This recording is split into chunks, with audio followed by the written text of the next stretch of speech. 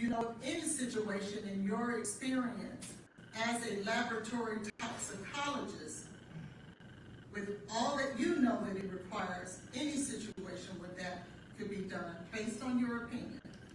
It would be difficult to do a thorough review before putting a name on the bottom of it and taking true ownership of that data. Now, let's say that there was another packet that you needed to review. Hey. And that packet was over 2,600 pages. Given the same kid, come on in, baby. And having to review. Come on in, baby. We here. Let me get through these commercials. Okay, let's do it. Not to review the entire litigation packet and to do a thorough. Thank you guys for coming in. Thank you. Thank you, YouTube. Thank you for coming in. Please watch the video. Tell this jury exactly. Hello, hello. How many people? Hey, Miss Regina, I had just waking up. Can you give me another chance tomorrow? Oh, God, Miss Regina. 231-26889. I had just waking up. Hey, that's Zoe the Bully. Hey, Joy. How many people we're getting this here trial. I just now got up. I jumped up like about 1 o'clock, and I'm like, oh my God, what time it is? But it kept on looking like it was 7. I believe 4 to 5 people who handled something in the preparatory of that sample. So from my understanding, I don't work at NMS, but from doing review and talking to colleagues. Welcome, good morning, good morning, good morning. Miss Regina, I'm going to set mine twice. And then it goes to but in the morning so I can get up. So it's a big science word. An aliquot is a sample of the whole. So if you think of a piece of pie and you take your slice of pie out, you've taken an aliquot of pie. And then they then put the rest of it aside. Come through, everybody, please. It's easier to maintain. Come up the video, please, and hear me out, and I thank you. Okay, at Texas time, okay, over here is 152. Preps the sample. Okay, what time is it? 152. And then someone puts it on the instrument. And then someone reviews it coming off the instrument, and then it goes to the review person after that, and then it appears with Dr. Methune to release the report to the customer at the end. So it goes through multiple hands along the way. I want to show you. We can do it also. An example. Do it this evening. Okay, Miss Regina, that's fine with me. Discuss with you about the review of those packets. Can you see these packets here, or do I? Miss Regina, that'll be okay. I can see them. Okay. And so,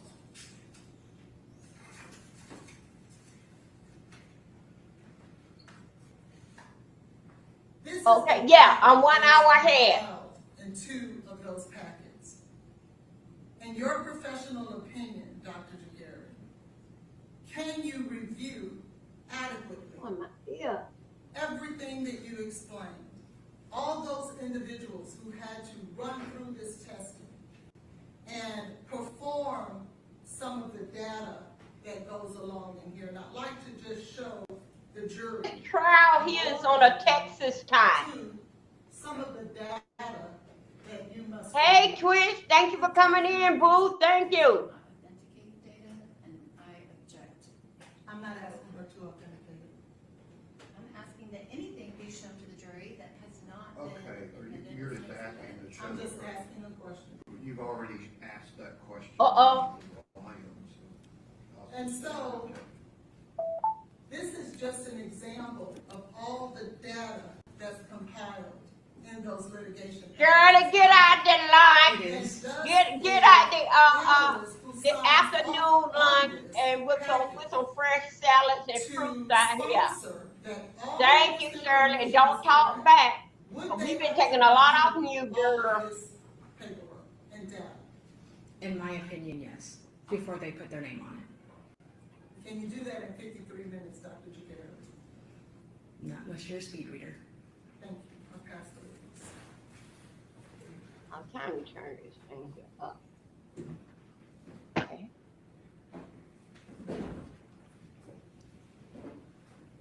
Yeah, I'm just being to my gown. Hey, Dr. Sophie. Hey, everybody. Thank you for coming on in here. We are on day 6 of this here trial, and it was going on the weekend. If you'll step down the hallway, ladies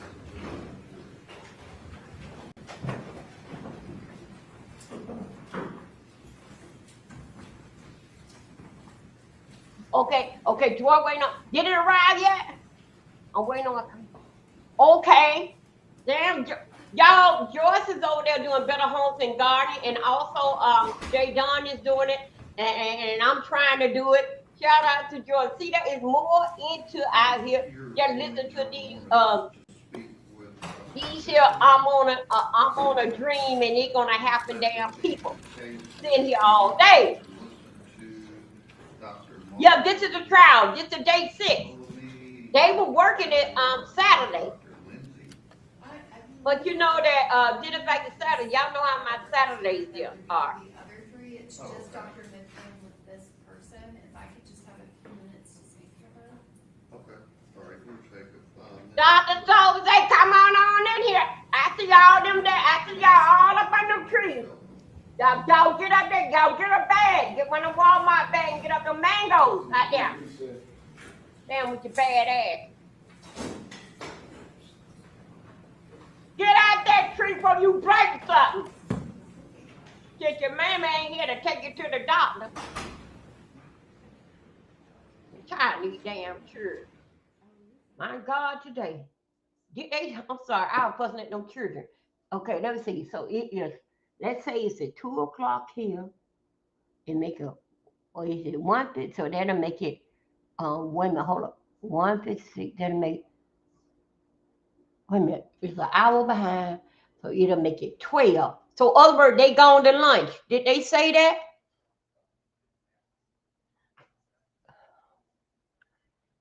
How y'all doing? Wait, they must be going to lunch. Them damn children don't throw my brains off, y'all. Okay, so I'm gonna talk just a little bit. No, sorta. I don't even want to. Let I don't me see if they are back. Hold on a second. No. Wait a minute. Hold up. I even went to the wrong chick. Not her. I have to go where I'm paying my money at. Where are we? Oh, okay. Here we go. Here we go. Missing old brain meningioma medical records shouldn't stop you from filing a compensation claim. If you were diagnosed with a brain... Okay. They provided us with 30. This is where I'm at. When we got to trial, it was over 100. Judge, I provided them updates. Okay. Mr. This Brandon, is I court communicated TV. There we go. information. Hey, everybody. Let's get down to the nitty-gritty of what that boy did. So you have the 3 doctors and then Mr. Devin. Is that it? And the deposition of Alyssa Smith. And who is Alyssa Smith? She was. And y'all coming on in here, y'all take y'all shoes out the door. The mosquitoes be on y'all shoes. Arrived at the hospital. She And is is the one. okay, I got it. Is that not the video? Okay, you said read into the record. I wasn't sure how the court did it, so it doesn't. If you have a recording, would just play it on your, through a thumb drive. And then we also had Dr. Bukalai.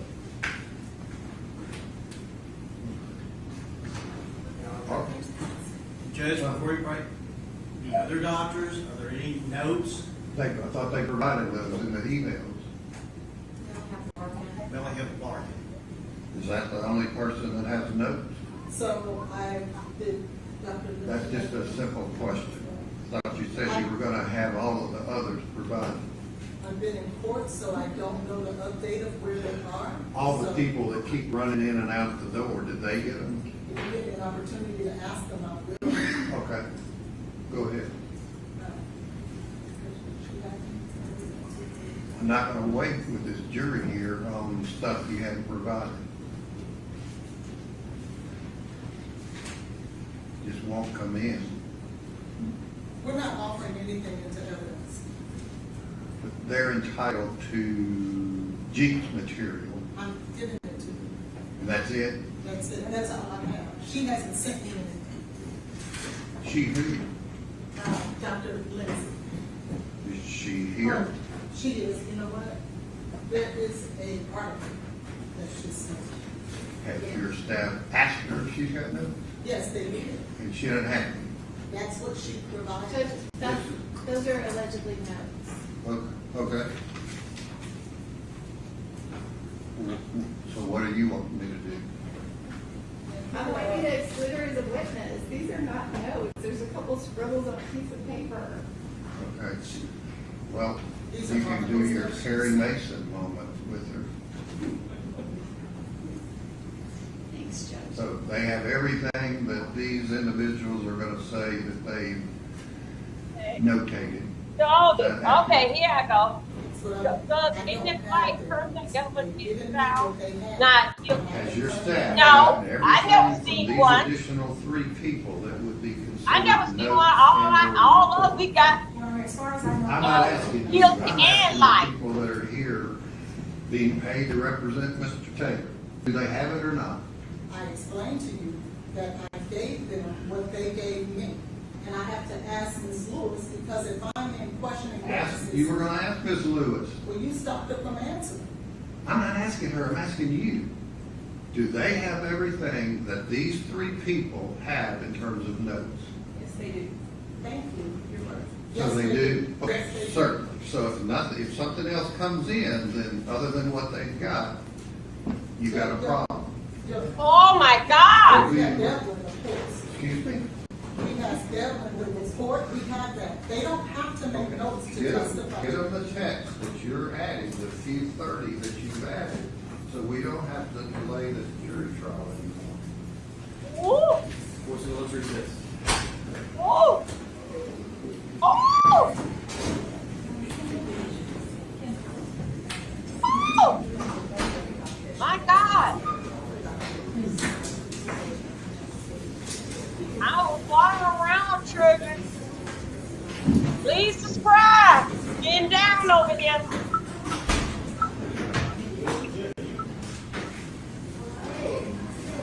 Wow. You're gonna have a problem. Why is the judge so much attitude? It's just Monday. You should still be feeling all right. Then you work Saturday. My God, today. I don't know how long this here recess is gonna be, but that was firm. Damn.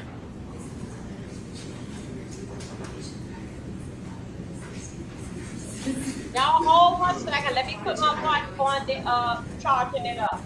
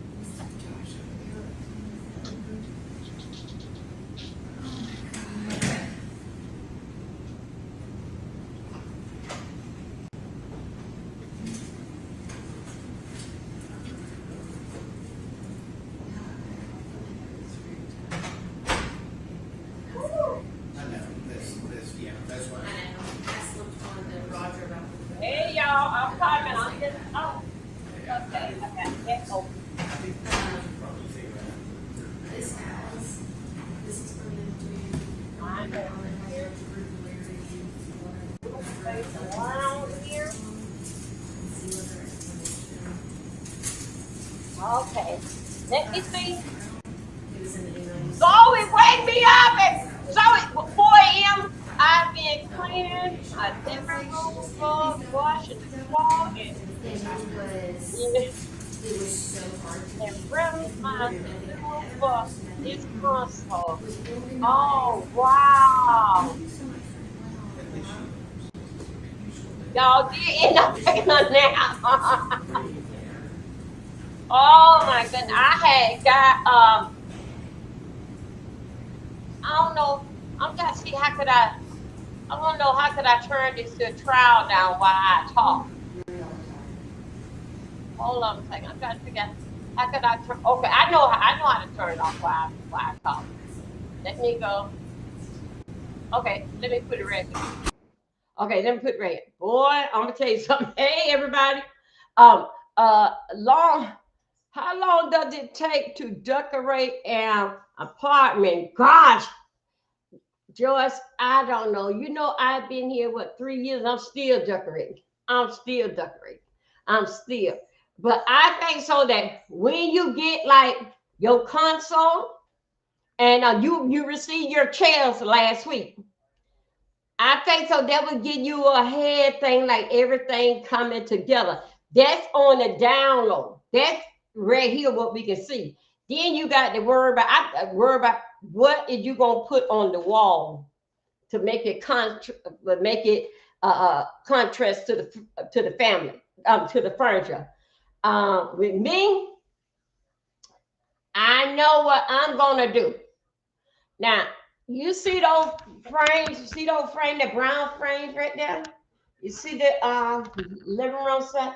That there, the living room set gonna stay the same. That frame up there, I'm gonna paint that orange.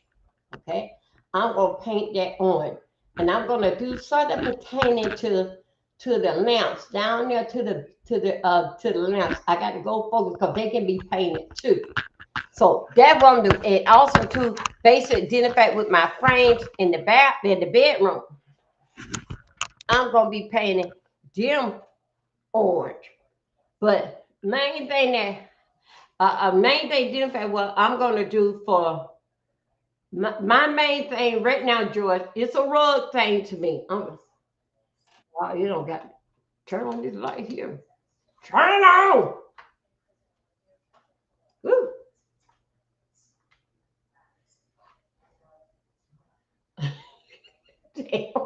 It's really not no sun out today, but but you can tell that the kids out here playing, they are enjoying it. It's not no sun out.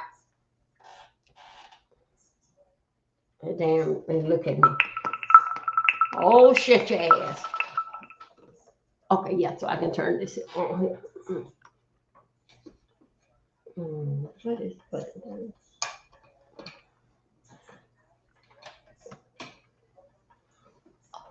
Okay.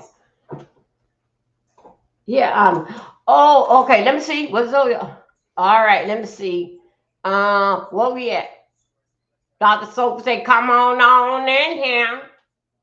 Now, let me do right. You're decorating around significant furniture and table. Yeah. Okay. Yeah. Yeah. You are. Yeah. You are so right. Oh. And my tabletop, my top curtain have to be shipped out by Amazon. Okay. Wow.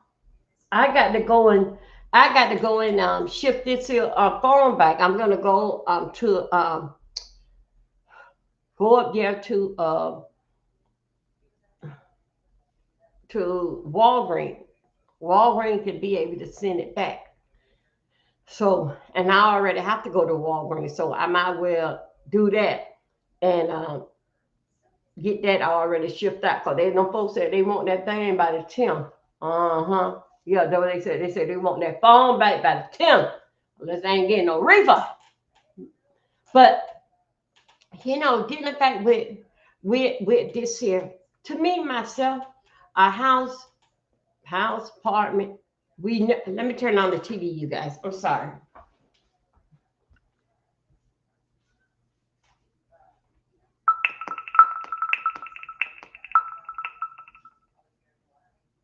No, wait a minute. Let me put some eardrops in my ear.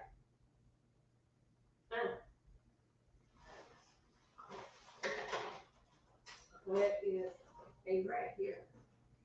Right in the fall. Hold up.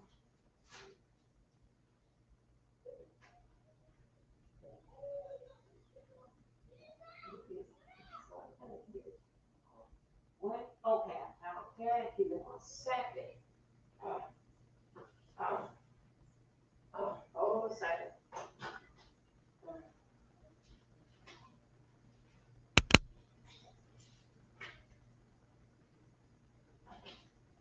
Okay.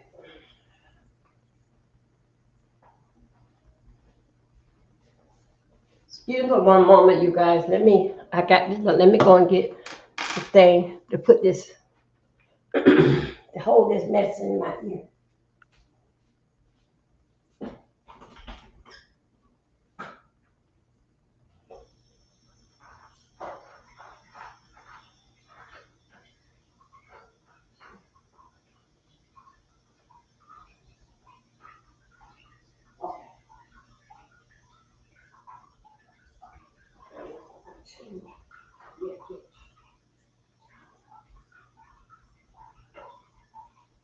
Oh, come on.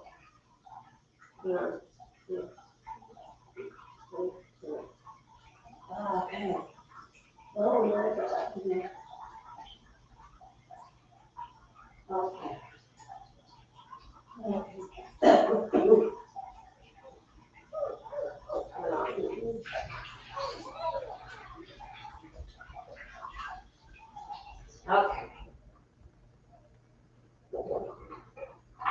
Okay.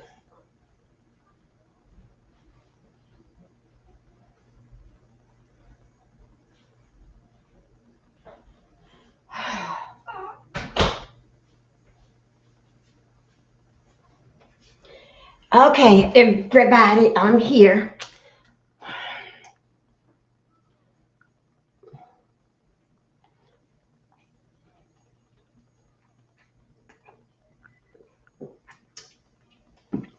But excuse me, Joy. What's the color?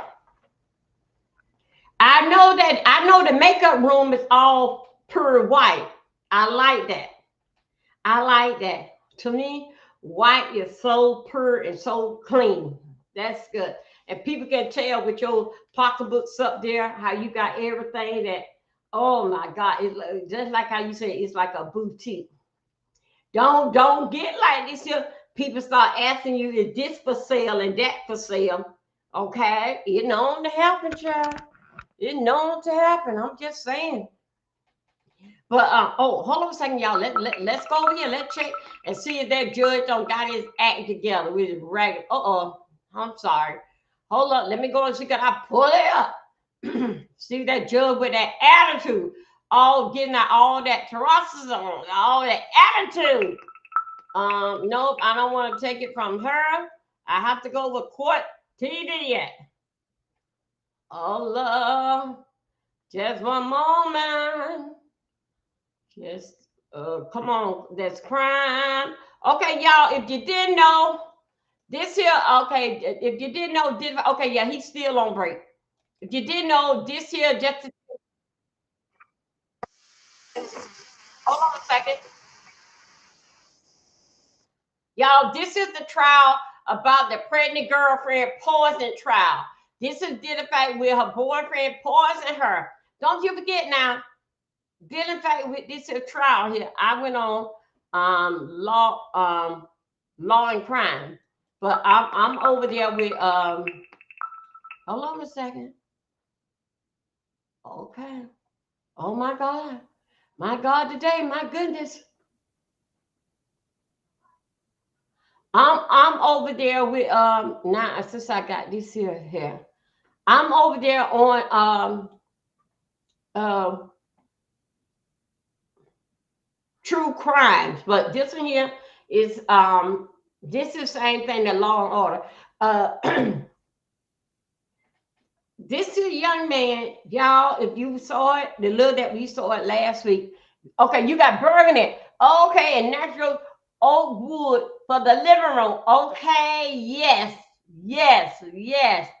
Okay, you know what? I had wait a minute, you guys. Let me tell you something about the trial. This is this boy. The baby was big, healthy, and everything. Real baby.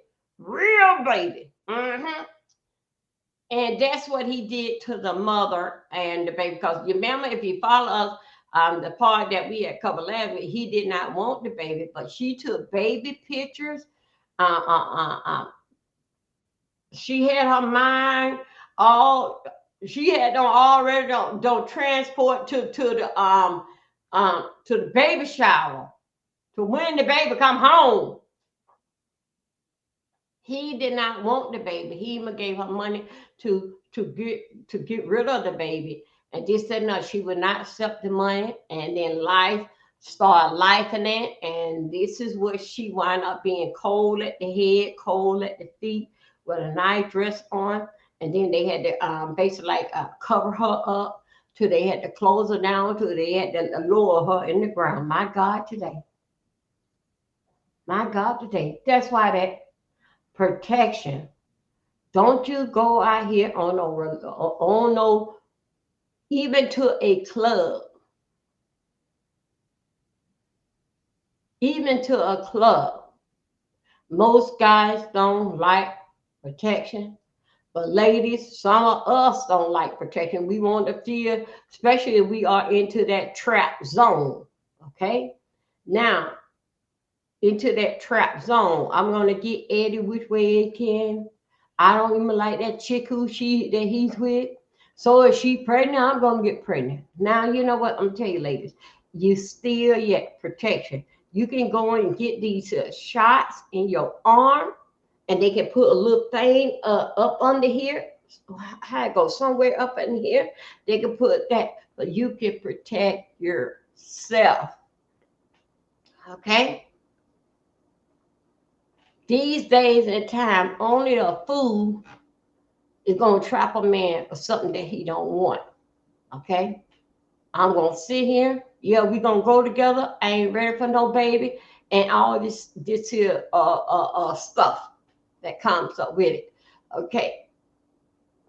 Do y'all know? Hold on. Okay, there we are. We right there. Do y'all know that you got some husband that actually don't want no kids? And then if the wife, let me see if I can go right here. Okay, do you know it's some husband that don't want no kids, and actually, year go by, 5 years go by, and all of a sudden the wife would say that, you know, I want some kids of my own. Okay, do you know that now, to me, I think so that when they got together and got married, it wasn't supposed to be no kids. Then all of a sudden, later on down the line, 5, 6 years down the line, I think I want a kid. Okay? With that, his mind is set up that he don't want any, but we're not going to talk about all the kids that he got on the outside. You don't want none for me, but you can get some on the outside. Okay? But you say that you love me until death do us part. Ladies, it is this thing called protection. Okay? Y'all, Miss Regina, after when Miss I think we're gonna wait till this trial over because Miss Regina is in Texas and Zoe not Zoe, I mean Joyce is over there on Texas zone. We're gonna be going over there because me and Miss Regina, we're gonna do something the next few days, a week or two. We're gonna be doing something. Supposed to did 11 o'clock this morning, so it would have been 12 o'clock about mine. I was still asleep. I just woke up over here on our side at 1 o'clock. So anyway, I think these people may be going to lunch. I think so, because we in total different time zone. So anyway, we're gonna go over there to Miss Regina. Me and Miss Regina gonna get over there, skip, hop, play some jump rope, play some jacks. We're gonna play some bowler bowler ball. Yeah, that was called bowler ball. And we're gonna go to Miss Regina, and I'm pretty sure that Miss Regina finna take this channel here to a whole different new level. Okay. But anyway, y'all join us over there, and you have not subscribed to Miss Regina. It's right here. It's in the chat. It's in there. It's in the chat somewhere with her with her channel.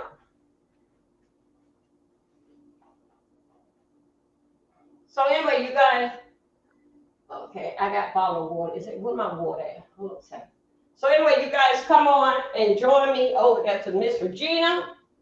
And I'm so happy. I don't have no household chores to do. Oh no, I don't.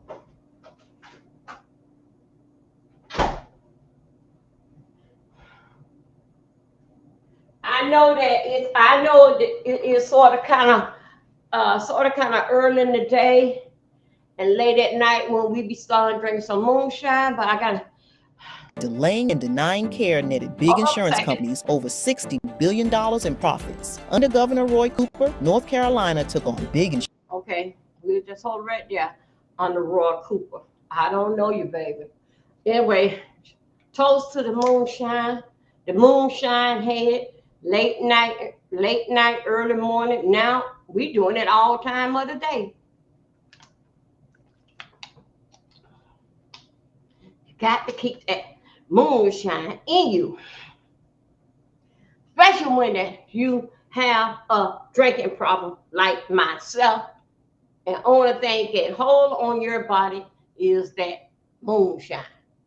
Okay, you guys, those that have not heard, Mr. Tim went through a little procedure, and he's not on yet. And anyway, when we do see him, if you know his email in the comment, throw some prayer hands and let him know that we miss it. We need him to get back out here, because Jay Wilson don't call himself on goddamn grown. Jay Wilson out here on these streets things, so he grown, and Mr. Tim have to remind him, boy. Okay, so you got your moonshine. Joyce got her moonshine. And you know what Zoe gonna say? Come on here, Nana. Take me out here for a walk. Because you can get that moonshine and get all drunk up, and then you already told me about your rub. But I'm glad, Nana, you gave me my own rub. So you take that. Like, you got to go in the fridge and get. Yeah, go ahead. Dr. Sophie, you know how that you around there doing your thing in those scooters. Don't forget, don't be drinking and driving, but be moonshine and driving on your scooters out there on them streets. So anyway, you guys, did the fact that what is going on with this is trial. Now let's go back here. Cause this trial here, I'm basing up with y'all like we all in it, same part together. But something tell me that this week is gonna be over with. And again, the way how I look at things, and a lot of us look at things, why black men always got to be guilty? Why do he? You know what? I haven't even seen one. I'm not saying that it's not true. It's out there. I haven't even seen one that got manslaughter or something. You know, I haven't seen that. I always found that first degree, second degree, and both of y'all asses gone. I mean, I'm just saying, yes, it is out there, but I never saw one. Okay, so anyway,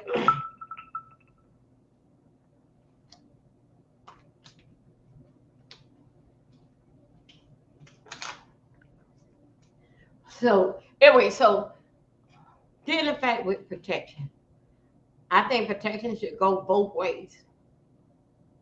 both ways with protection. Hold on a second, you guys. Wait a minute, hold on a second. I gotta do something real quick. What I got to do with this thing here?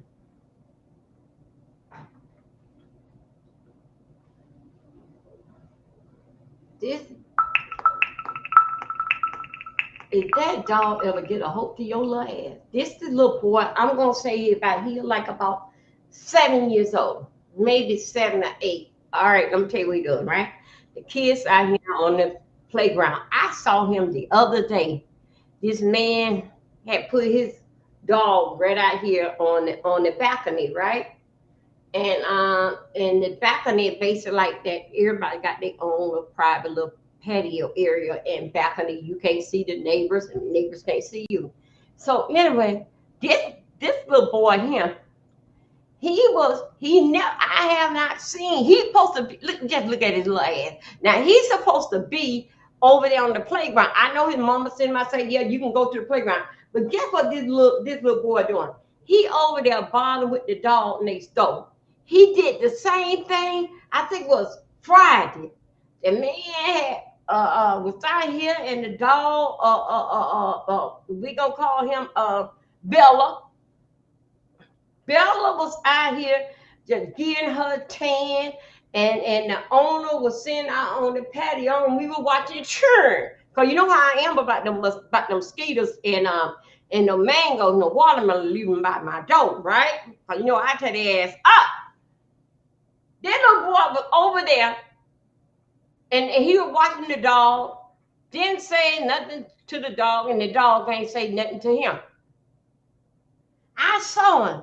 Later thing that the owner had gone in the house and let Bella stays on the patio. I saw him just antagonizing Bella. Bella say, boy, if I get in your ass, you will be through. Okay. So anyway, being a good sports that she is, she went on ahead and I said, boy, bye. Like I say, if I get a hold of you with my teeth, your mama and them gonna have somewhere to go be all damn day and may have somewhere to go Saturday. Okay, I ain't see the kids none the weekend. I ain't see the kids none the weekend, right? And anyway, I'm sitting here sliding door, so I'm sitting right here looking at the patio because I got a good view of the patio and the pool. All right. I'm sitting here, the other little children playing. The people next door, their dog is out on the patio. Instead of he going out there and play with the other children in that damn hot sun and get on the swing, he comes up over here. Well, we're gonna call him Trixie. He come up over here and bond with Trixie, just antagonizes it all. Well, good thing that Trixie is trained, and Trixie and Bella must have a conversation. Yeah, here goes this little bad little ass. I didn't hear Trixie say anything. Tell the truth, I don't even know when Trixie be out on the patio. Because I comes out here on my patio, I hear Trixie, you can know they are, but he's not barking. This little damn boy, just antagonizing the dog, just doing something. So anyway, okay, now everybody don't going off the playground. They gone basically run the damn street somewhere else. Okay, the pool is not open yet because they waiting on for the county, the city, who else to come out and check the pool out for that they open the pool up. Because they don't want to be on, they cannot open it up until the county, the city, and maybe the state got to come out and check out the pool, make sure everything ready to go. Anyway, he don't took his damn bad ass. They gone somewhere damn over yonder, somewhere. But I don't see them. But one thing I do like about these mothers like these here, how I'm gonna say, those kids come out around about, let's say now, but do you know, like when later on in the evening, when it cool off, you know there don't be no kids out there. I see more kids like when it was snowing, outside playing, basically in the snow, playing, and they having a good time when it was snowing. I have saw that. Then I see the kids basically on the playground. But anyway, shout out that the mothers and things and keeping their kids in order. I don't have 2 cents to say about their mothering around here, but I think so. At 1:30, I think so that the sun is be getting down real good. I think so. That's the best time to call them in the house. Call them in the house, give them a little lunch, maybe play the game. If they when their bodies start cooling off, they're gonna go ahead and take a nap. When they get back at 4 o'clock, give them a little snack, a pack of potato chips, and let them come out here and wear themselves out for time for bed. Okay, but anyway, I don't know what each mother's schedule is, but I just know one thing for what I see. Got some good mothers around here. Got some good mothers around here. Okay. Now, we all got our moonshine. Now we are, we wait. That court got to be in. They got to be taking a lunch break. They have to be taking a lunch break. I don't know what's to me. I know all states have crime that never happened like this before. This never happened in this way. A lot of say, but they have had heavy crime. All right. What brought Milwaukee on the map, even though that they had crime, was the Jeffrey Dahmer. Okay.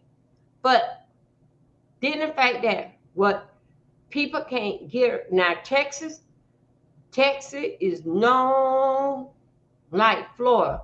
Them strong laws, okay? I just seen somebody walk by. Them strong laws. Texas is known about a whole lot of things.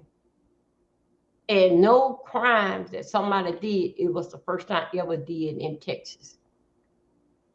With Florida will always have this here on their back. Okay? Florida will always have this here on their back. Then the fact that doing crimes and what police have did, but nothing would not change Florida compared to the Casey Anthony trial.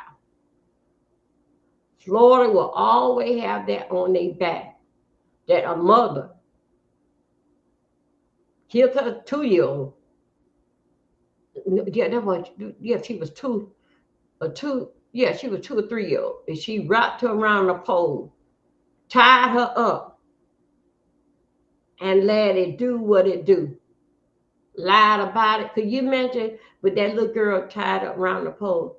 Could you imagine all those ants that got on her legs and got all over there? Anyway, that's the fact with Kate Anthony. She did not walk away and saying that Texas is hard on crime. Yeah. Texas, I don't think so. Casey Anthony would have walked. Texas would have her somewhere waiting on for her to if they don't give her life without parole. In Texas got laws like this here 150 years. Texas, isn't that death row? Isn't that long? But they said 150 years. But with Casey Anthony, she changed her name. Wait a minute. I saw something more recent on.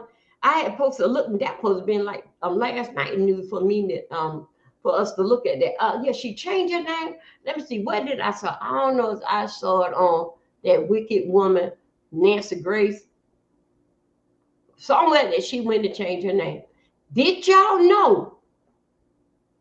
That's how I did. Did y'all know with the case of Anthony? Did you know that later on, let's say about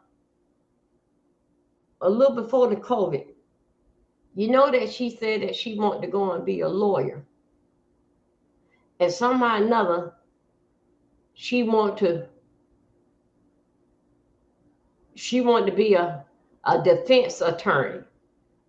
They told that heifer, no, you owe these damn people. You owe these people out there walking in that hot sand. Them, you know, those people that really do look for people. Just a group of people. Anyway, I don't like Nancy Grace. Nancy Grace, the one that called. You remember right out the case of Anthony? It was this Mexican chick. Her little boy was gone missing. He was about like 2 or 3 years old. Nancy Grace had no pressure on the woman. You did it, you did it, you did it, you did it. And the girl went in off herself. Well, Nancy Grace had got CNN. Nancy Grace got fired from that. Mm-hmm.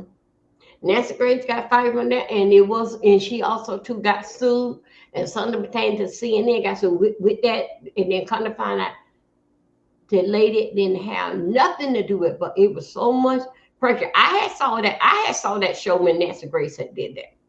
And I like, oh my God, because the devil read off Casey Anthony trial. And she just came up with another situation. Another baby's gone. And that's why that she had started doing something like, Nancy Grace started doing something like true crimes, like just did in fact with something like the Nancy Grace show or somehow another how that she was doing, but she could not because that CNN got sued from it, and Nancy Grace got sued from it. They had got rid of Nancy Grace. Then somehow another Nancy Grace found her way to YouTube and basically like started up her thing and stuff. Yeah, she got sued. She had went down on the down low when that happened. Come to find out it wasn't even so. She always set her damn ass up because that her husband was a prosecutor, right? And then because that he had got murdered by another, I don't know, it was a gang member, but anyway, the guy that he had on trial, the prosecutor, and he lost his life. Seemed like that she couldn't give it up. She couldn't give it up. And she just went on and blamed everybody with this hatred in her. Dude, Nancy Grace got hatred in her. You know what? Let me tell you, your face will say one thing, and your eyes and the different type of words will come out your mouth. People not only listening to what you say, they are watching your eyes and movement. Watching her eyes and movement. That will give you a word. Your words can say anything, but they watching your movement and your eyes. That's how a lot of people can know that you feeling uncomfortable when you up on trial. They watching your eyes and your movement because you're supposed to be looking at them, not all around the room. Because when you hear and you telling your truth, I'm gonna look you and you can come up with whatever that you want to say, but I'm gonna look you right in your face, and this is what happened. God's or whatever what you want to come with in your mind, this is here that's coming out my mouth because I lived in it like I can see it right now. But a person eyes that there's all that is a compulsive liar. Okay. Some people feel comfortable as they move their eye like that. They thinking like that you can give them. But guess what? The judge, the jury, all of them look, and the prosecutor looking right at your eye, and can tell when you tell a lie, you are very uncomfortable for what to think. Because guess what? Because you didn't think that out. Okay. So Nancy Grace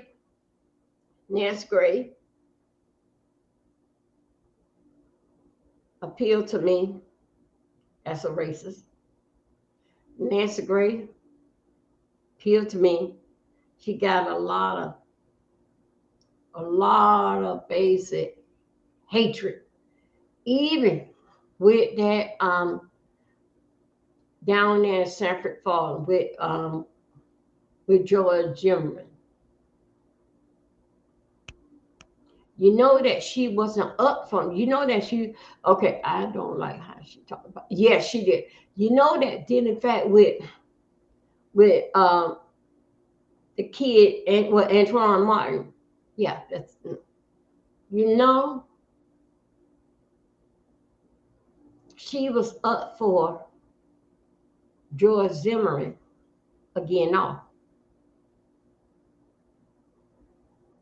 I don't know why she got her teeth so clogged into black people. Now, I wonder what that she's saying now, did in fact that with Kamala. What are she saying now? That everything don't start to come to the surface. I wonder what is she saying now. She took that little boy, same way that she had not took the George Zimmerman case. And she basically dig a hole for the Anthony kid. She did the same thing with Antoine Martin over there in Sanford. She grabbed a hole into that kid. You need to be there. All the while, George Zimmerman, I think they said that he was in China, wherever that he's from, homeless there because he ain't got no place to stay. I wonder, did you Nancy Gray, have you gave him a seat on your platform? Now, so let me tell you about Nancy Gray. Now, Nancy Gray is like, she have to basically rebuild herself back up. Because y'all remember a couple years, maybe like 5 years ago, y'all know Matt Latterman, right? Y'all know that he don't got him a YouTube channel. He got him a YouTube channel. And he was around there getting fresh with everybody. Katy, getting fresh with everybody. Right there on camera. He don't came out here. Started him a channel. Look at Don Lemon. Went to work one day and he know that his best friend knew the day before and talked to Don Lemon at night. Knew that when Don Lemon come walking in there, that he didn't have no job.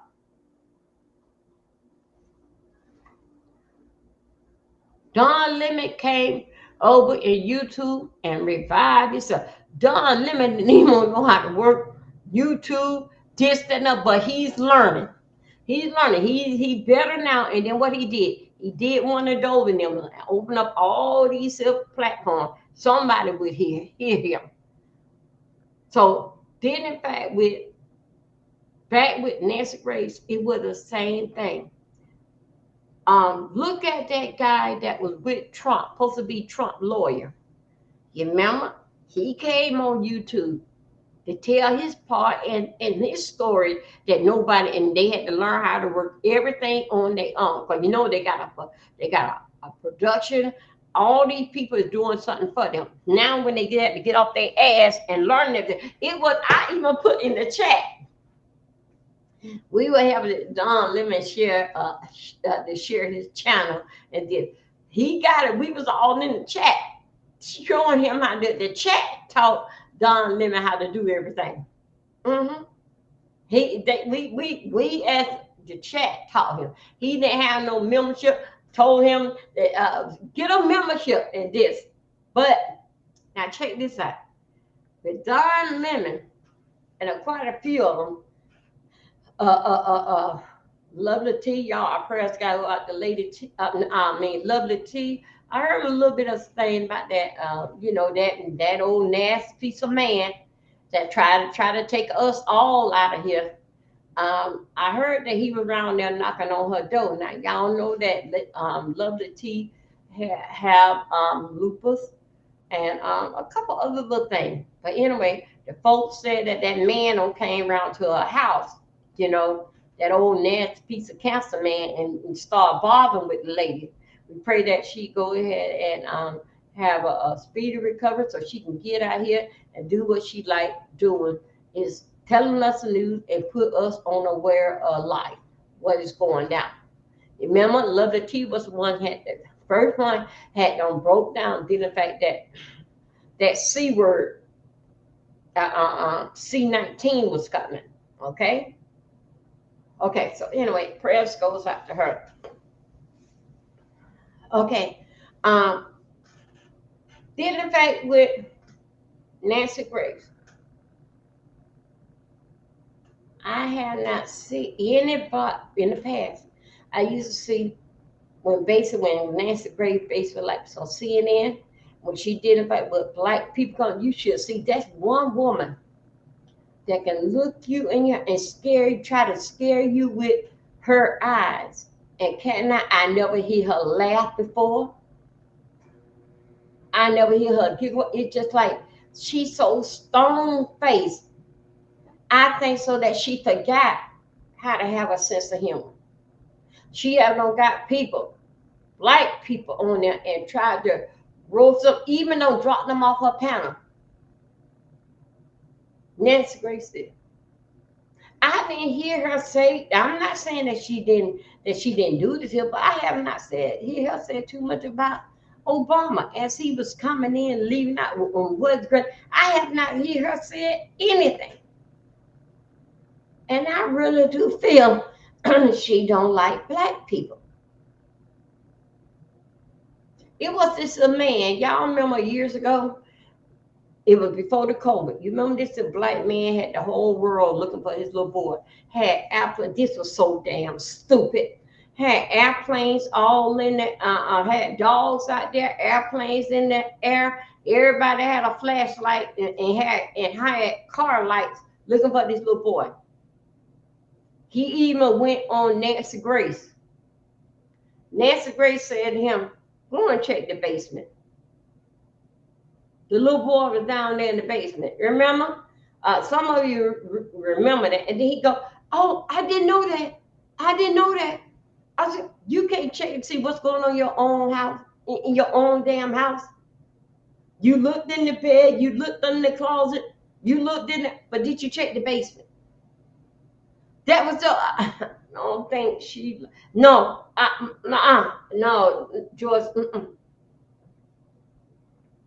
she don't give me no kind of vibe that she see to agree with anything with black people done, no created, nor she can, but she can show enough stand up there and tell us all the damn crimes that we commit, and she looking for, if she was the judge or the prosecutor, they talking about Kamala Harris. That's one who y'all should be if she was a prosecutor. She won't let no black off. All the while that she ain't doing it basically at the cause of how the law. She doing it with her personal opinion. And she got so much negative in her because she look at all of us the same. I never heard her say anything big dealing fact with Oprah, the one that forget that she was black. I never hear nothing about her, but I do remember years ago that when it came out, did in fact they were saying that Oprah and Gail was in bed, and it didn't have nothing to do with Oprah. It was Gail. Gail made what they call it was what that lady called related to Gail and Gail's husband. That it ain't have nothing to do with Oprah. I remember when that had came out.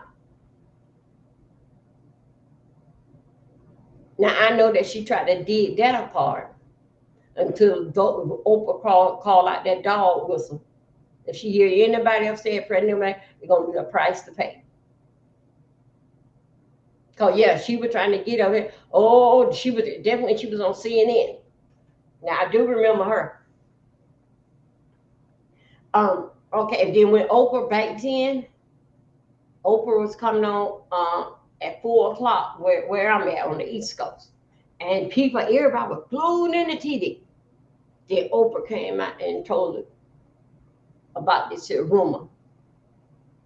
Now, Nancy Grace don't see no kind of right that a black person could do. Nothing.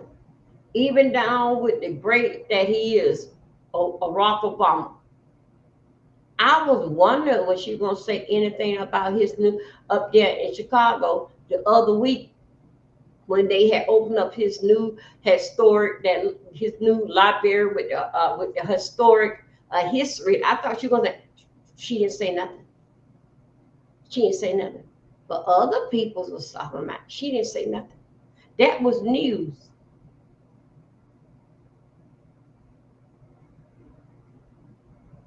But I'm gonna check something, and y'all, we gonna be on here. Yes, I will be live tonight because I ain't going. I'll be going to sleep in a little bit when I get through Miss Regina.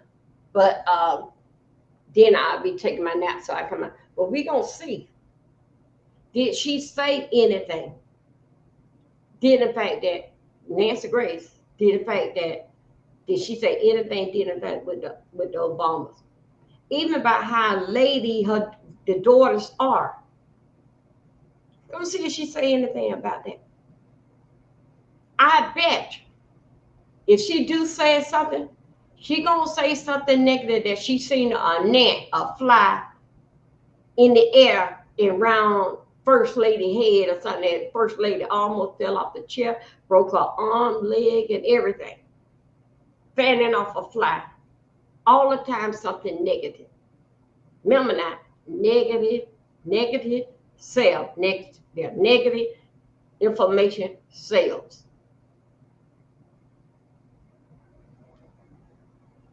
Hey, get what, y'all? I don't see nobody on the playground. Get what? Old badass here. It ain't nobody on the playground. Badass got the whole playground, all the swings, sliding board, the thing that they spin around in the tire, the 2 sliding boards.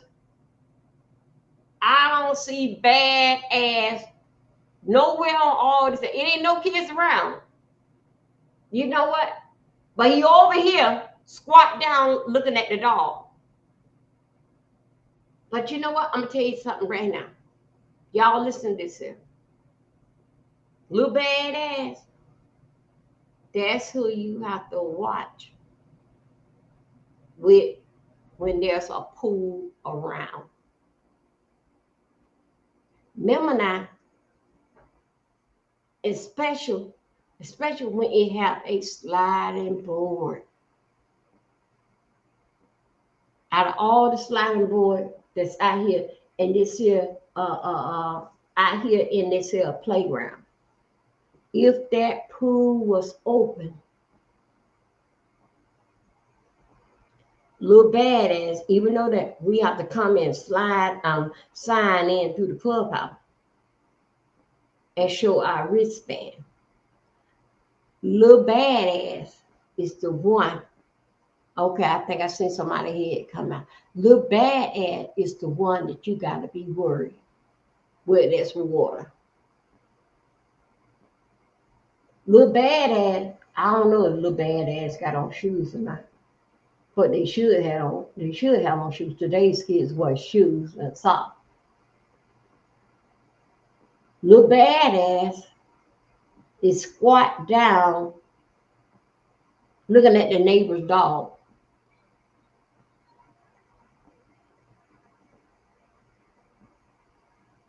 Nobody's on the swing. Nobody out here at the playground but him. Now little badass done walked off. I guess a little badass, now he ain't at the playground. I think so little badass probably finding some dog or somewhere that he can go because he don't left this dog alone right here.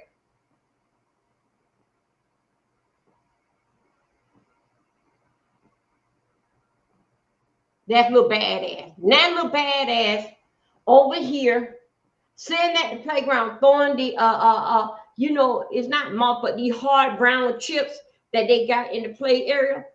That was badass over here throwing little hard chips over here, all over there, throwing it over here to let me see, that there is Trixie, the dog next door. That was badass doing. He don't walked away. Now he went over there to the playground. He's still nobody ain't out there on the playground but him. Me and him, because I see him. Me and him, the only body out here on the playground. He don't went over here and got a handful of those like they hard, they different than moss, the hard chip. He throwing at the damn dog. That was bad. And I see again, when they come down with anger, a dog has a lot of strength. And as you know, with anger and fear, you know that we have a lot of strength in us as human beings. Badass on went over there, throwing the chip mulch. They have a company to come and do that to the playground. Badass went over there and throwing all them people chips off the damn thing to this damn dog here. Again, let me go back to this here. Those are kids that you have to watch. He got to be at least 7. He got to be 7 or 8 years old. 7 or 8 years old. And he just throwing. Okay. So anyway, that there, right there, and at the pool, they got this sliding thing, sliding board. This is what you got to watch out. This is what you have to watch out for. And this does not matter if that you go through the clubhouse, sign in, and you come out there and you have to put like how many that what you call. We only get just 2 bands of what apartment that you come out, just, you know, your apartment number and how many with the guests. Which that you like to bring like 2 guests or something. If you have a workers' compensation claim, you're not making a claim against your employer. You're making a claim against the workers' compensation insurance. You're looking out for you and your family, and I'd be glad to help you with that process. Hold on. Cone Health is nationally recognized for heart and vascular surgery. But we hope you never have to find out why. Okay. Let's see what we got here. Okay. Let me see. I see badass. He there on a swing by himself. His feet can't almost touch the ground, but he's sitting there. He looked like a type of person that don't even know how to work his leg, because, you know, like to swing your leg to get the swing going. Seems like he's sitting there. He ain't going nowhere. He looking around. I think so. He's looking around to see if somebody, he sees somebody and come and say, "Could you push me?" I think that's what he's doing.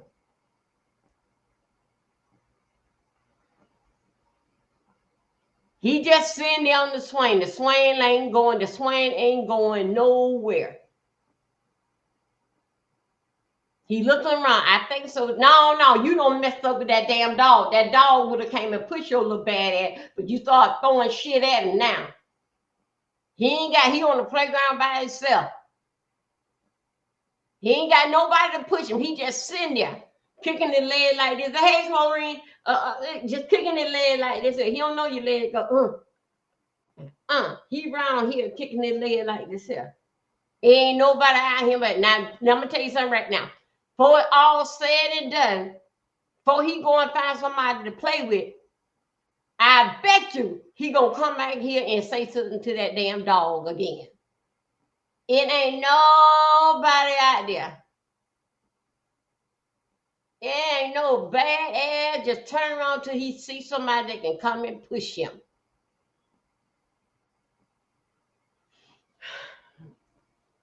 I'm watching his little bad ass. Because I tell you what, Oh, badass ain't going nowhere. He basically jumping like this here on the swing, trying to get the swing to go, kicking his leg like this here.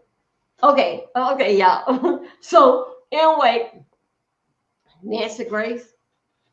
Nancy Grace wouldn't give us no credit. Only thing that Nancy Grace would give us if we had a track and field when we don't when they said, hey Ronnie Boo, that we had don't cheat or we fall down. That shows great. That's good. That's good for her. That is what she called black people don't make the damn news. So anyway, you guys, it is something else. If y'all haven't subscribed to Miss Regina, y'all, we're gonna be going over there soon as that she come right through here. Right now it is 3 o'clock over here on the East Coast, so it's 2 o'clock where she at in Texas. So anyway, so 2 o'clock.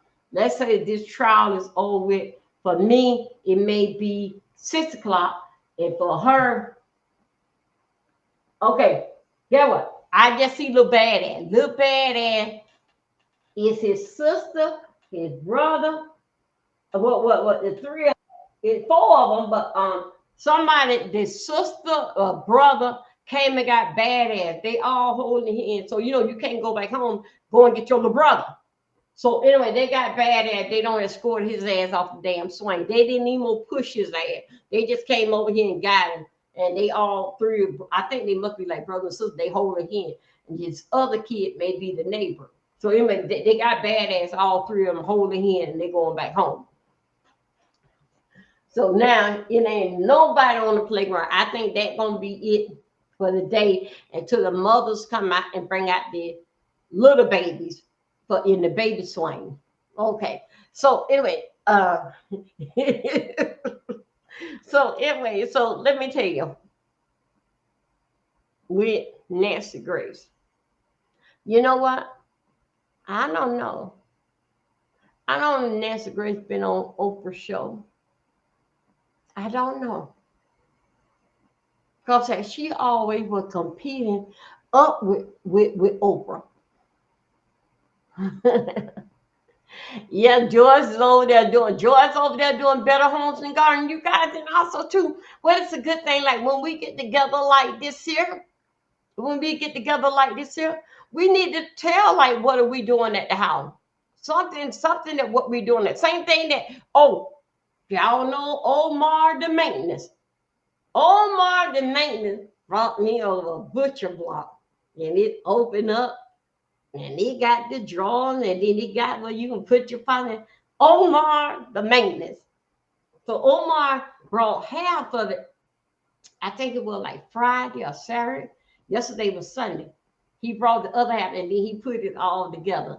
And I'm so glad that he did that because I needed more counter room.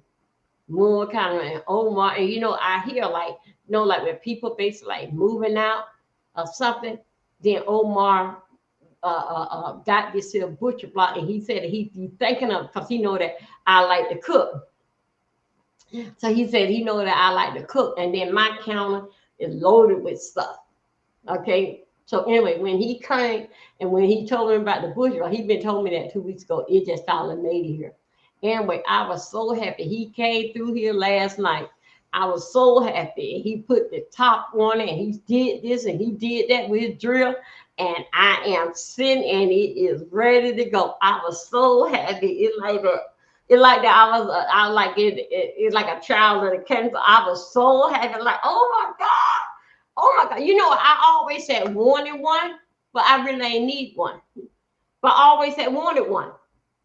So finally, I got that. And y'all, this is the time. If y'all doing Better Homes and Garden at your house, let's hear about it. We are right now. We on hold at this time because that Joyce is getting her console table, and that's what Joyce is doing. Y'all, let me tell you something. Like that these big plates that they have. Do you know that those big plates that they have? Hold on a second. I don't need to see going down.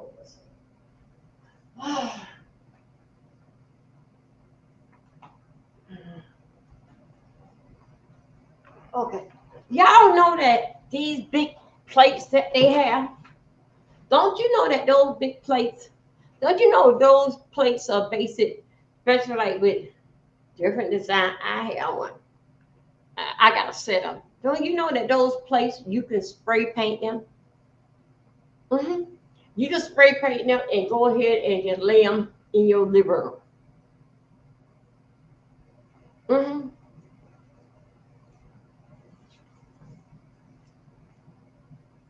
This is something this is something that I want you to just move, decorate now. Over there, with George, and let me see, Jay done, and just to hear the embrace in both on voice, it makes you want to do something. That's why they said you should have friends that's why you can't put nobody down there. All of a sudden, you guys. I didn't know this was something. I think they might go on. Hold on. Okay, y'all. We have experts here because they said. Hold on a second, you guys. Let's move out. Let me move out. That can be played at any time. So the judge can have the chip. Okay. How y'all doing? We on day 6 covering this trial. Wait a minute. I don't want to go. Hold on a second. Okay, hang on, you're jumping to something else.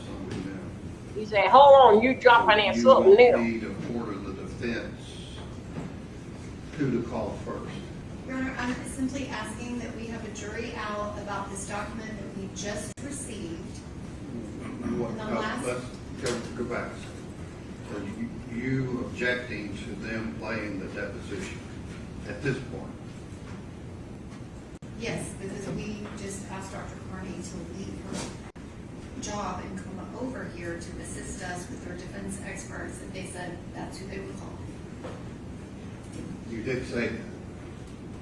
I never said who I was calling next, Your Honor. I said I had experts today that I was calling. We have not stated who we were calling next. So you want to play the deposition, which is a 50-something minute long. Yes. You want her to go, so you want me to order them to do that? Judge, I'm simply asking if we could have a jury out so Now, this is a mess here. here. Dr. Larkin will be allowed to testify because we just received a report that we have not had. It has an opinion and a conclusion about the cause of death of Jake Benny. I haven't even seen that, Your Honor.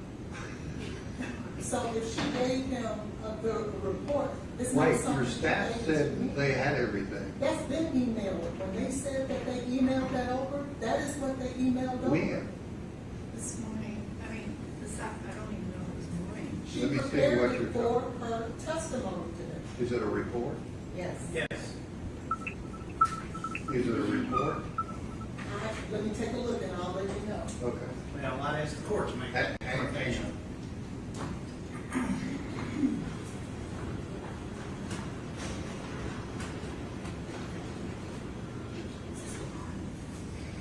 Judge, we received it. Hang on. I gotta get the definition of what a report is first.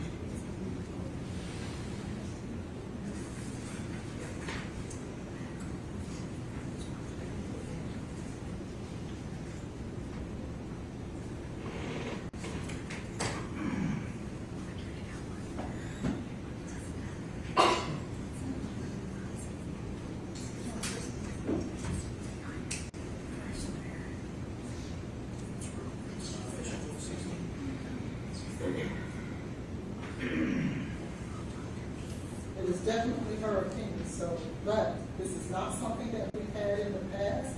This is something that she formulated for her testimony. When? Listening to him. Wait a I minute. would have to ask probably yesterday. Letter, is it a she? Yes, I'm Letter sure it's to- yesterday. See if Dr. Kelly Larkin is out there. No, she's not here yet. She is my last witness. So I was under the assumption that I could call my witnesses in the order that I wanted to. That's normally the case. I was just trying to help do this jury out here while Dr. Carney was here. She's not here yet. So let me have that, make a copy of that. Can Dr. Carney come back? Who is Janice Lindsay? She is a toxicologist. And who is Dr. Mario Bartolome? He is a toxicologist medical review officer. And they're gonna be testifying about, someone said, the cause of death? In regards to Dr. Larkin, yes. And Dr. Kelly Larkin is what?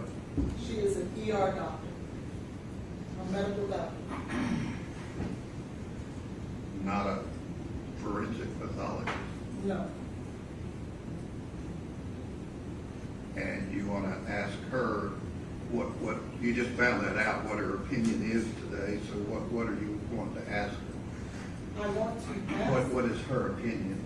Her opinion is that this was more in line with a fentanyl overdose and what she's seen in the ER as opposed to a cocaine overdose.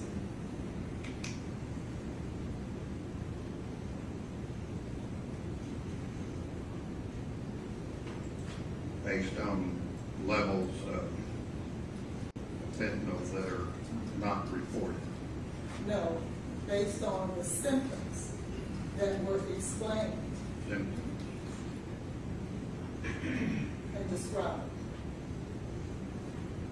Okay, so back to my question, whether Dr. Carney is available prior to Dr. Larkin testifying, if she does. Judge, are you asking if she's available tomorrow based on? No, we're gonna finish today. I'm talking about today. She will move things to be here. Okay, all right, well, I guess we've got an hour-long deposition. Where are the few extra text messages that you're wanting to introduce to the phone? Do you have a copy of those? Yes, they're putting it on a thumb drive now. It's where? They're putting it on a thumb drive so I'm talking about copies, hard copies that I can look at and see if they're relevant. we don't have a printer here, so we would have to go back to We the don't have a schools printer office. here. We do, but it's not paper. So we don't have paper here. So we have to go to Ms. Riddle's office. This is Here, not our there's office. just some paper right there. Oh, So No, get, that's not. Thank you. no, it's just 30. So get those printed out now, delivered in here to me, so I can look at them, so we don't waste more time. So we've got potentially, I don't know, I guess Dr. Carney, she can be available 4 o'clock or something. Okay.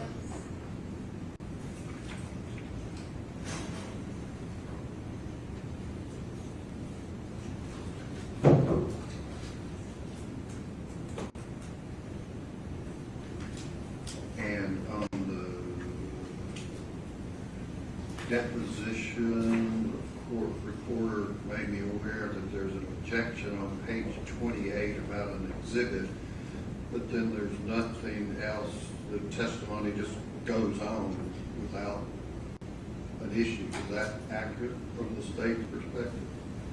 I've not looked at that in a while. I do remember I objected one time, and I don't feel like it was worth rejecting it. Okay. That That was was your question. have you Hey, reviewed some Chris, records welcome for in. your testimony, and then it just went on? So that's, I don't need to make a ruling on that. It's not my it's my understanding you do not. Okay. I don't know if the defense was asking for that. We're not. Okay, let the jury step. Yeah. Just to clarify for Dr. Carney's schedule, Dr. Larkin will be here at 4 o'clock, and we're doing that at 4 o'clock.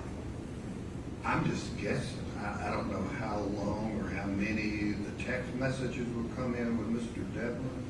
I don't know how long Bartolome or Lindsay will take. they here? They are here. Dr. Lorcan is our last witness. And where is she? She should be here 20 minutes or so, Okay. maybe not 3. But she's our last witness. Damn, boy, they not ready. I don't know. Judge, these are the messages they gave me previously, and they said they have 30 more. Just for Actually, it's not, reference. it's probably shorter than that. Can you get me someone on your They're printing it now. staff? Give me what you're trying to introduce through Mr. Depp. Can they get that? They're getting it now. Okay. Judge, before the jury comes in with respect to the witness, Dr. San Bartolome, Look, this morning, we discussed notes, anything, information, like we were advised, the court's hearing that everything had been sent, and at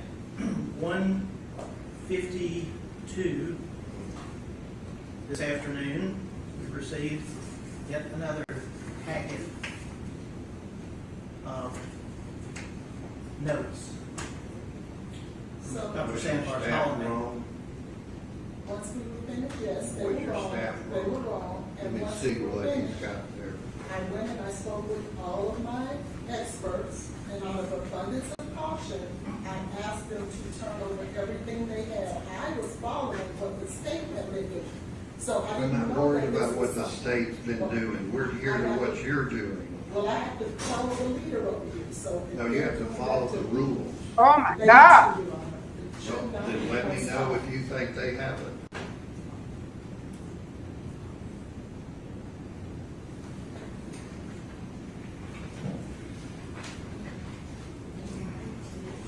So it's this.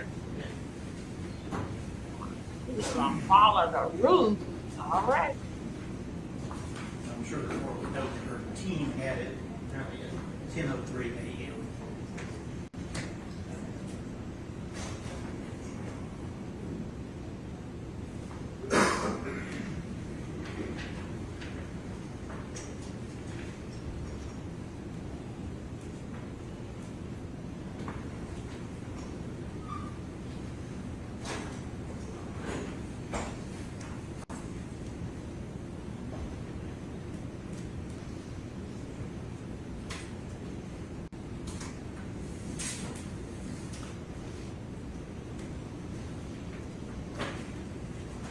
Have you seen this, Ms. Holland?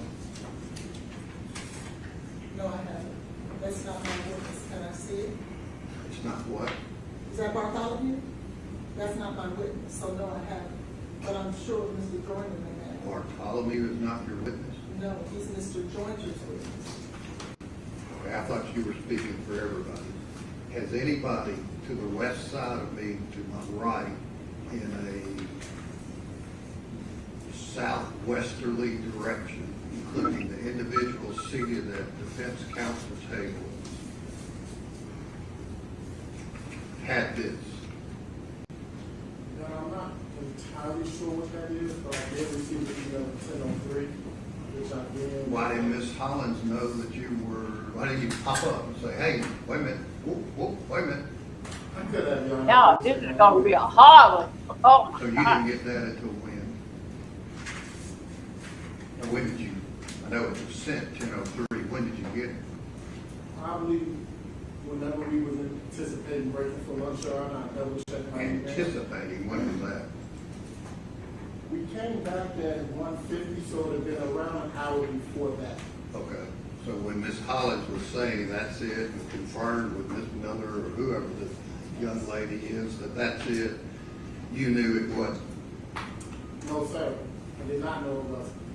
Oh, I thought you said you looked at it in anticipation of lunch. Let me see if that, Damn, boy, he's tough. is the defense anticipating getting into information in this document? What information specifically are you referencing, Your Honor? The sensitivity of identifying a woman with a substance abuse use problem is 80 to 88%, and sensitivity is 35 to 37%. I have no idea what that means, but that's what I'm asking about. It is my understanding that Dr. Mario has treated pregnant women with substance abuse issues. Substance use issues, rather, not abuse, but substance use issues. So, what does that have to do with this case? We have a pregnant woman who we believe had substance use issues. And then he's going to say what? He's going to opine as in his professional opinion about whether or not being pregnant is a barrier or an automatic stoppage to a person using substances. Well, everybody in the nation knows that. It's nothing like when it comes from an expert, John. Judge, this goes back to our previous objection. So you're wanting, hang on, you're wanting this jury to hear from Mr. Dr. Bartholomew that pregnant women should not use drugs, alcohol, or illicit substances. We know that. No, not that, Your Honor. There's been an assertion in the state's case in chief that once Miss Benning became pregnant, any prior use stopped. Do you have proof from Dr. Bartholomew that she did? That she did stop? No, that she did use. We believe that she continued to be involved in Does he know that? Yes, he's reviewed the records in this case, Your Honor. What record? He's reviewed medical records, he's reviewed text messages, he's reviewed... What medical records show that she was using drugs? Medical records show the absence of a test while she was pregnant, Your Honor. Absence of a what?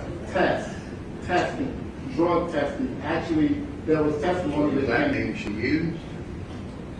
No, that does not mean that she used, but she did have cocaine in her system, which suggests that she could have. Everybody, they're saying she used too much cocaine. Oh my goodness. Y'all, but they were silent on alcohol, Your Honor, and there's cocaine in her system. Yeah, and that can be argued for the jury. So what does Dr. Bartholomew have any information directly about Ms. Benning's drug usage? He has direct information that was derived from the text messages in her phone, that was derived from the medical records, specifically regarding the OB/GYN records, where there wasn't any text. They didn't do it, so that's just a non-issue. What else? For Your Honor, those two things are central to our defensive theory. If the state is willing to allege she could have not taken a substance because she was pregnant. Yeah, she could have taken a substance. I know, Your Honor, that's not the argument we made. Does the state agree she could have taken a substance? In anything, Yes, there's no evidence, there's no proof about that. All Does of the state agree that Ms. Benning could have taken a substance? And this witness would not materially assist the Well, the jury answer is yes. in understanding that. Okay. All right, we'll have a jury out as to whether he has any relevant information and whether this should have been provided to the state. Your Honor, I just received a text from Mr. Weisman in regards to his witness, Dr. Bucalari. He is asking if it's possible to put this witness on prior to the planning of the deposition. I told him that I would speak with the court. She should be very short. And That's so, up to you. You said it had to be this deposition next. no, I just didn't want it to be Dr. Larkin for certain, but I can accommodate You said Dr. you wanted to Bucalari. put this deposition on next. I do. So but I you don't want to mind call Dr. Bucalari. Brucolari next or the deposition? I can, if you'll allow, I will let him know that he can bring her over. She's very She's short. not even here. No, Please don't say nothing. Bring the jury down. We'll play this deposition. One last thing, do we have anything from Dr. Jancy Lindsay? We just turned it over.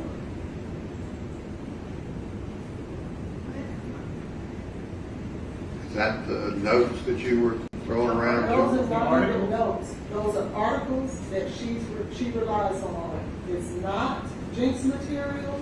It's not anything that we are turning over or trying to admit, but out of an abundance of caution, we turned it over. So you have what we had. So no notes or no reports? We gave you notes as well. It doesn't matter what's been said, it could Those change. notes? They're not supposed to be, they are. But of who? It doesn't say. They're from Dr. Lindsay. That's what you asked for, that's what you have. Let the jury step in.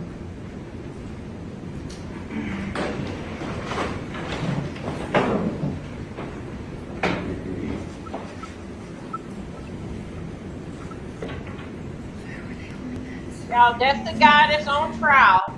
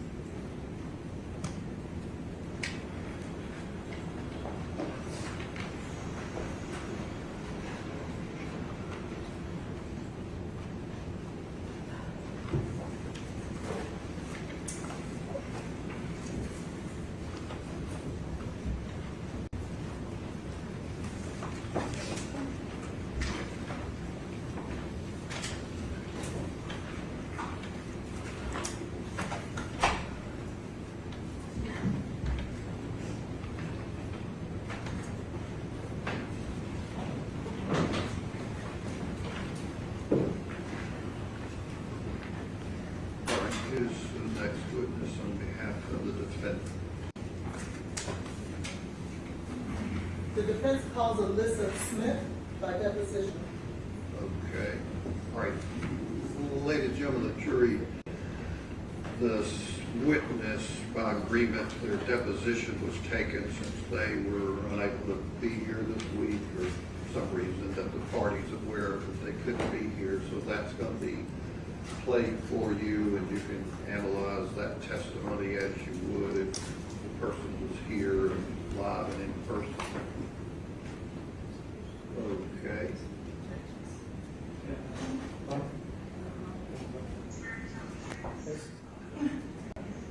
Judge, I'm sorry, we had a recording done of this witness.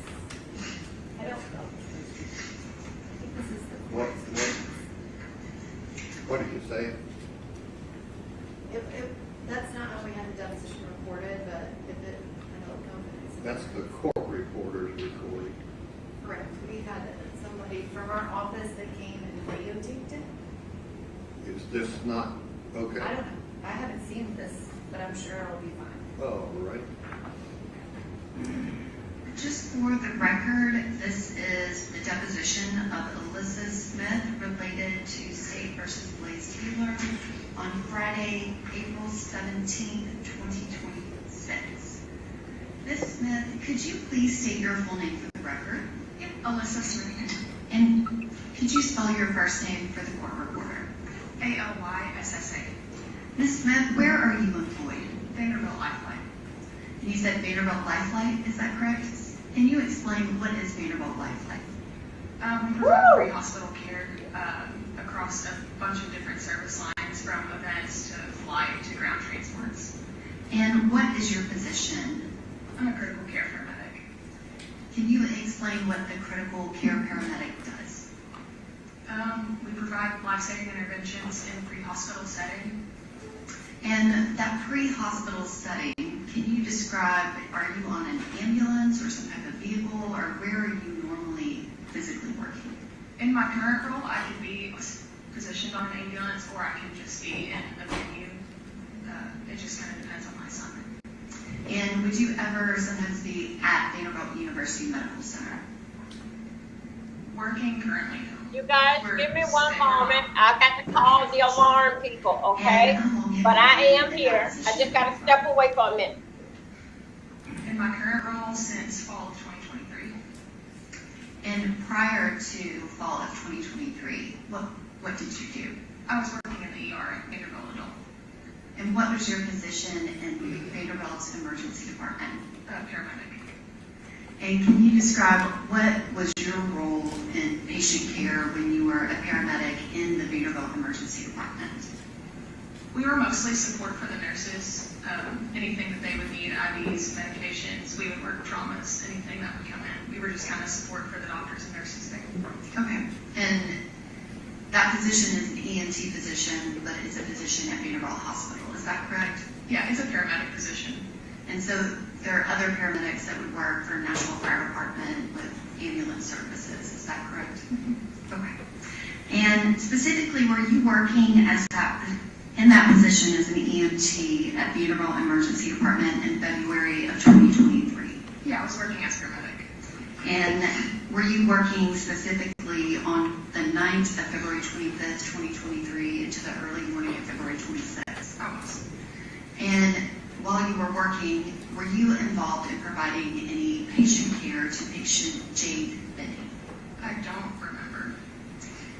In preparation for testifying today, did you review records to verify whether or not you were involved in any patient care related to Jade Benny? Yes. And were you involved in any way? Yes. And specifically, did you ever administer fentanyl to Jade Benny? And did you review records related to whether or not you administered fentanyl to Jade Benny? Yes. And in the records, there is an entry from February 25th, 2023 at 23 and 27 hours that indicates that fentanyl was dispensed. Did you review those records? Yes. And can you explain, what does it mean when a medication is dispensed? When we are pulling it from the medication dispensing machine in preparation to either have it on hand to give or to give to the patient. And did you locate in the records whether or not you actually administered that fentanyl that was dispensed at 23 hours and 27 minutes on February 25th of 2023? No. And no, you didn't review the records, or no, it wasn't? It wasn't administered. Okay, so it was not administered? No. Did the records indicate what happened to that fentanyl that was dispensed? It was wasted. And can you explain why would it be wasted, and what does that mean? Yes, on the note on the document, it states the patient condition changed. And so that fentanyl specifically was not administered to the patient, is that correct? That's correct. If I can have just a moment.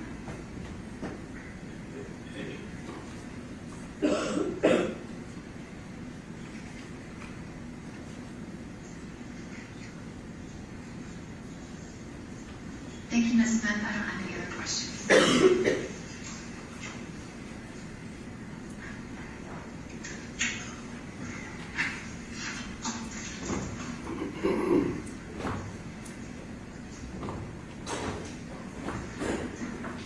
Ms. Smith, good morning. Good morning.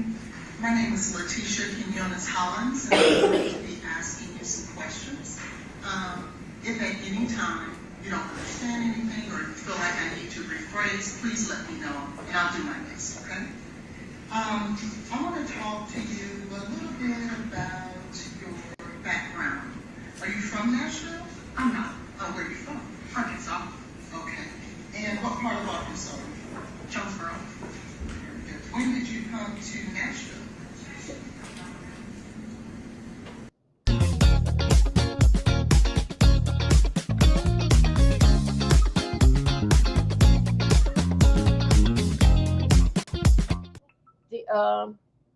Y'all, I got the, hold on a second. Come on, girl. After you graduated, what Y'all, this here is one of the people that they had talked to earlier, called like last week. Okay.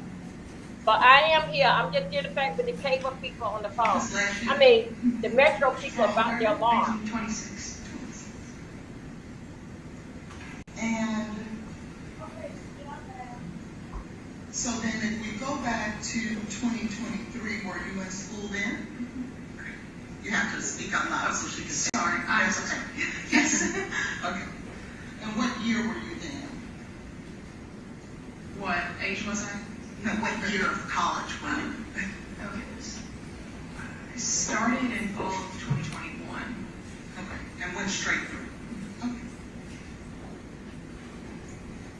When you were doing your studies at Nassau College of Arts, did you get any type of training in any medical training there? From the college, no. Okay. And did you get any type of medical training anywhere? Yes. And where was that? Arkansas State University. Okay. So I'm assuming before you came to Nashville, you were also in school in Jonesboro. Yes. At Arkansas State. Yes. And what were you studying there? That's where I obtained my EMT basic and my paramedic license. How long does it take to get EMT and paramedic license? EMT is typically a semester, paramedic is typically 12 months straight through. Does the semester that you take for the EMT go towards the year to become a paramedic as well? So they're separate and apart? Yes. And so then that would be a year and a half that you studied in order to become an EMT and a certified paramedic as well? Yes. What is the difference between an EMT and a paramedic? Scope of practice. Scope of practice. What is the difference in the scopes? A paramedic is able to treat and do more, interpret 12 leads, start IVs, administer medications. Things of that nature? Yes. And an EMT is only able to do what? They're typically the driver, and they're there to support their medic and, anything they can help them do during treatment. Okay, fair enough. They are not allowed to administer medication? Tennessee is different with advanced EMTs. I was a basic in Arkansas, so I know they're allowed to do some here. I don't know because I was never an advanced. Okay, sounds good. So as a paramedic, though, you were able to administer medications? Yes. What year did you receive your paramedic certification? 2021. So right before you came to Nashville to start at Nassau? Yes. And when you came to Nashville to start at school, I'm assuming you started as a freshman or you had credit already? I had transfer credits. Okay. Were you still a freshman? Yes. And were you working during that time? Yes. Okay. And would that be 2021? Mm-hmm. And where were you working? When I first started school, I was at Emerson Ambulance back home, and then I started working at Hobby Lobby for a little bit to take a break. One of my favorite places. Okay. And what about when you came to Nashville? Hobby Lobby was here in Nashville. Oh, okay. Yeah. How long did you work at Hobby Lobby? Roughly 5 or 6 months until I started at Vanderbilt. When did you, so did you have any employment between Hobby Lobby and Vanderbilt? When did you start at Vanderbilt? March of 2022.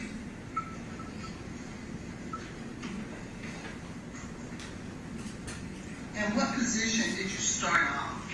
A paramedic. Paramedic. What department? Would that be emergency? Yes. Did you work in any other department at Vanderbilt outside of the emergency department before February 2023? No. Okay. So, by the time that by the time it's February the 25th of 2023, you have been at Vanderbilt working as a paramedic in the emergency department for almost a year. Yes. Is that fair? Yes. And I'm assuming you were going to school during the day? Yes. And then working at night? Yes. What were your hours during that time? If it was I started on night shift from 7P to 7A, and I moved to a mid shift from 3P to 3A at some point. I think I was working mid shift by then. Okay. So 3 p.m. to 3 a.m. And I'm assuming you guys work 12-hour shifts. How many days per week were you working 12-hour shifts? 3 to 4. So it's full-time and full-time student. Yes. Very good. Could you tell us exactly what your title was from March of 2022 to February of 2023? Paramedic. And nothing else in between? No. Did you hold any supervisory roles or any The last 2 months that I was employed in the ER, I became a paramedic lead. Okay. That's it. And can you tell me when would the last 2 months be? I know you said August and September. I left September 24th. September 24th. So September 2024, that's when you moved to your current position. 2023. 23, I'm sorry. Okay. So September of 2023 is when you left the emergency room department and came to your current position. Yes. And your current position again is? Critical care medic for Lifeline. Is that viewed almost as if it's a promotion, if you will? Or it's just like a lateral move? Lateral transfer. Okay.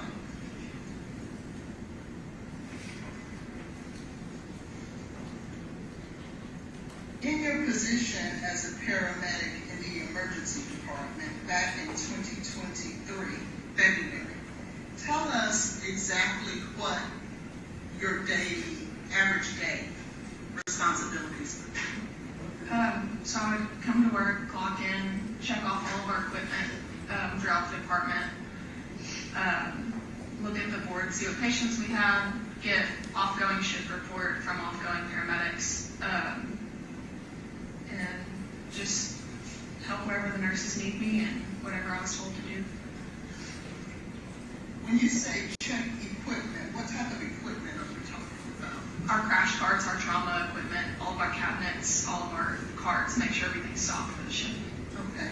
And is medication in any of these cabinets or no?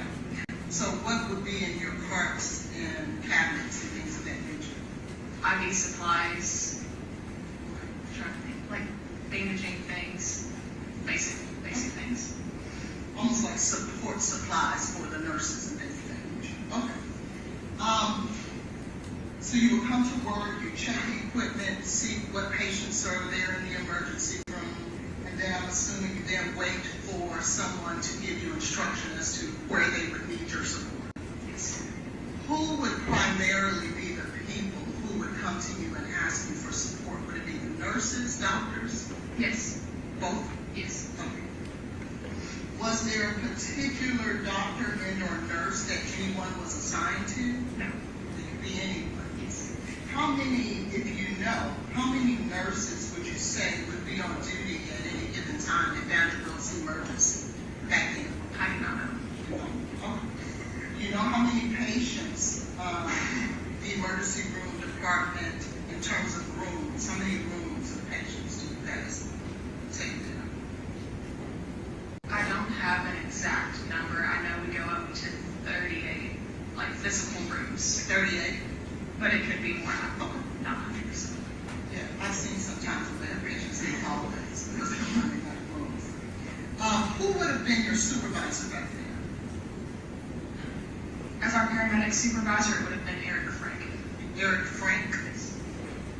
Did you guys have more than one supervisor? For paramedics, no. He was our overall paramedic lead.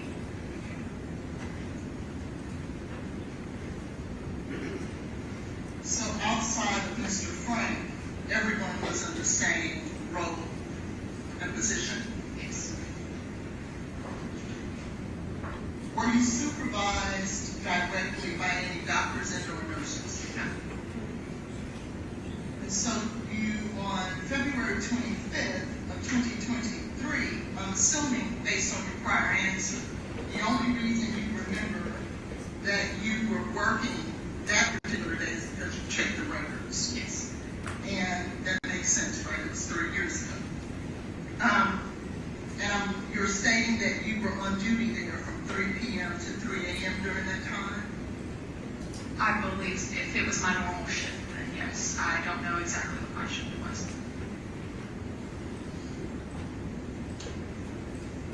And do you remember at all Ms. Benning coming to the emergency department on that evening? I do not. Do you remember which nurse and or doctor that you were working with on that day? I do not.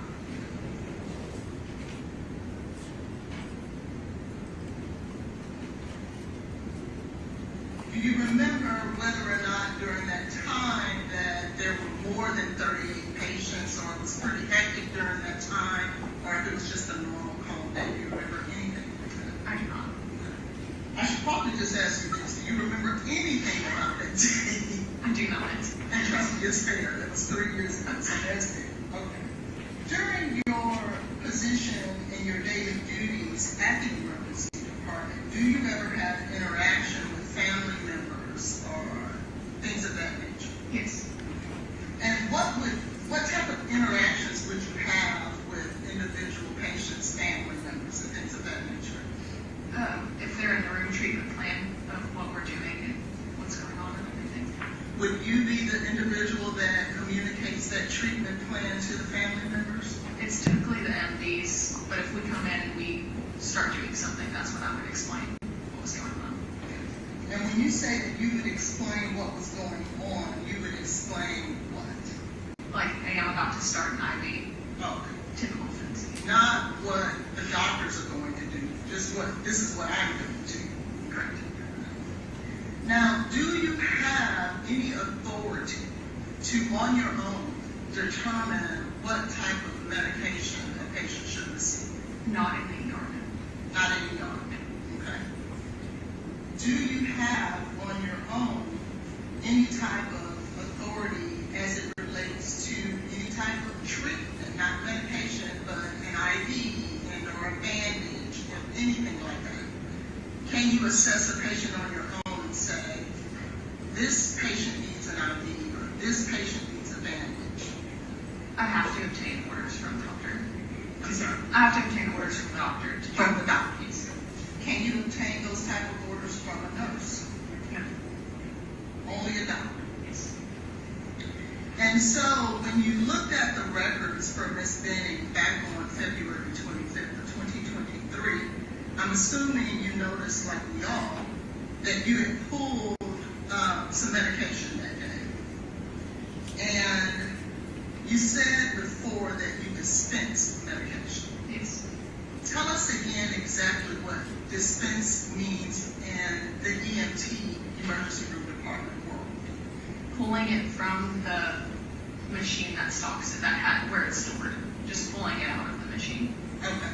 And so if anyone is like me, what do you mean pulling it out of the machine? What does that mean? We go in, type in the patient's name, type what medicine we need, and pull it out of the machine, and we have the medication now. Okay. So I'm assuming then there is some type of machine that houses medication. Yes. And that machine, does it house all medications or only controlled substances or things of that nature? It houses all medications. It's not only controlled substances. Okay. And so if you are dispensing, which we now know the EMT emergency room department world means pulling it out from the machine that houses the medication for the emergency department, we can assume, can we not, that a doctor, because you said you cannot take orders from a nurse, right? That a doctor had to have told you to do so. Correct. Because you otherwise would not get medication out of them. Correct. What credentials must you put in order to obtain those medications? The patient's name and the first 5 letters of the medication you're trying to access. Do you have to give any identifying information from you? Yes. Okay. Tell us what that is. It's our login, our ID, and our password. Anything else besides your ID, your password, the name of the first 5 letters of the name of the patient, and the actual medicine? It's the first 5 letters of the medication and the name of the full name of the patient. Okay.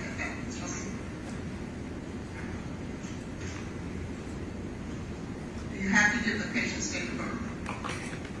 No. Do you have to put anything in there as it relates to the doctor who gave you the authority? And so we see that on February 25th of 2023 at 23:27, which is 11:27 p.m. Yes.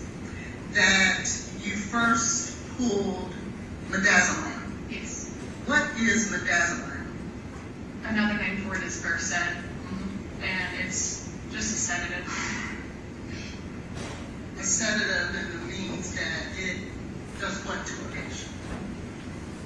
it calms them down. We give it for seizures a lot. It just kind of relaxes their muscles. Okay. Does it put them to sleep?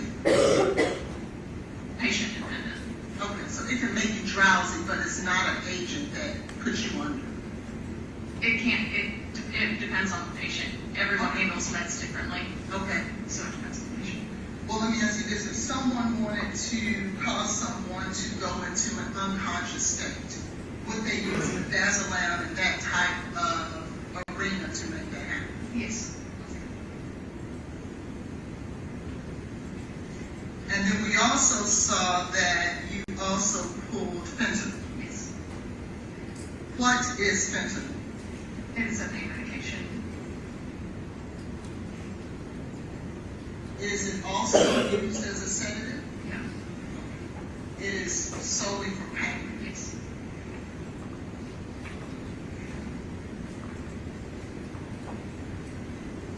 So one can assume then that if you are administering pain medication to a patient, then that patient had to have been in some sort of pain. Yes. And how would you know a patient is in pain? That will tell us.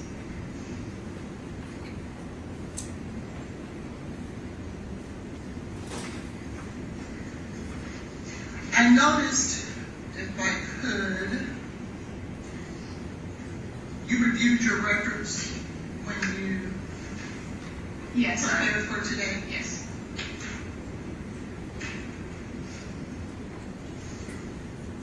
I want to show you what I'm going to mark as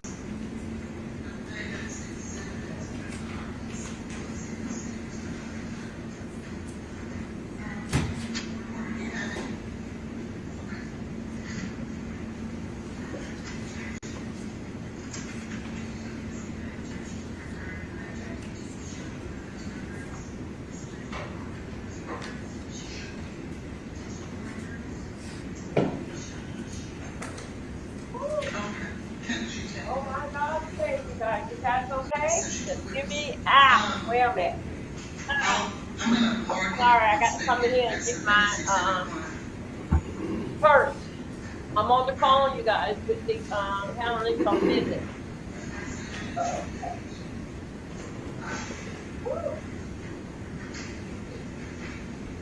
Take a look at Defendant's Exhibit number 1. Have you ever seen that document? Yes. Okay. When did you see that document? A strip of only what I had done under my name was emailed to me. Okay. Who was it emailed to you by? That I do not know. Okay. Do you, what email would they have emailed it to you? My work email. Your parent work email? Yes. Are you able to go back and take a look and see who emailed that document to you? I don't have the ability on my phone. Not now, but at some point. Yes. Okay.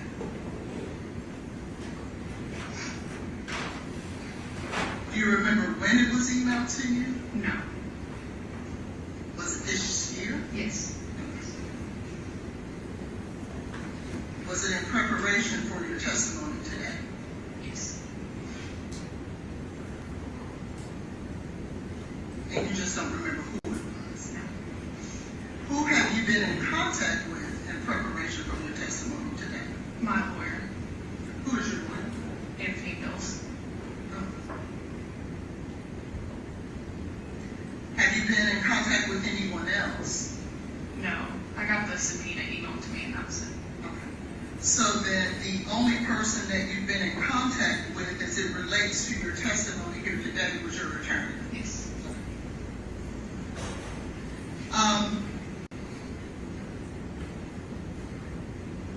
In these records, you notice that your name was present?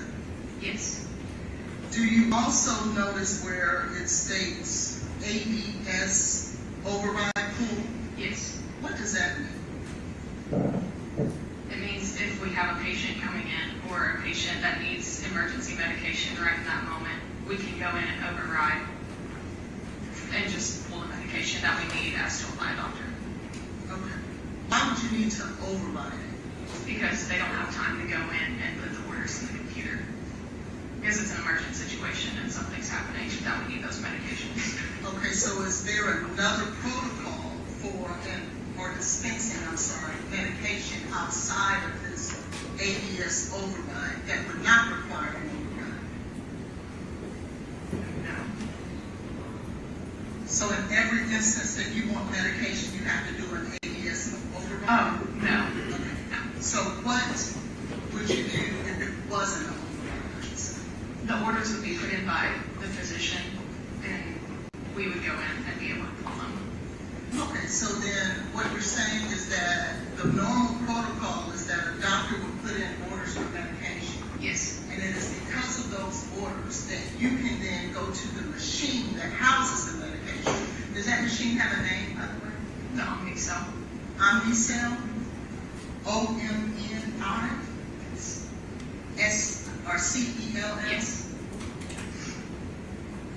So, in a normal procedure or protocol, doctors put in orders into a system. That system somehow communicates to the Omnicell. Yes. And allows for you to go in and then put in the patient's name, the first 5 letters of the medication, your ID and password, and the medication is dispensed. Yes. But in this instance for Ms. Benny, there were no orders in the system. Yes. For the Omnicell to recognize. Yes. Because of the emergency situation. Yes. And so because of that, you implemented the ABS override pool. Yes. Okay. And what exactly is the override pool? What do you have to do there? We hit, it's a button, medication override, and the reason, emergency, whatever the reason is for needing it overridden, so that it's all documented. In that situation, what would the reason have been, if you know? I don't know the exact reason. Okay. Would it have been communicated to you?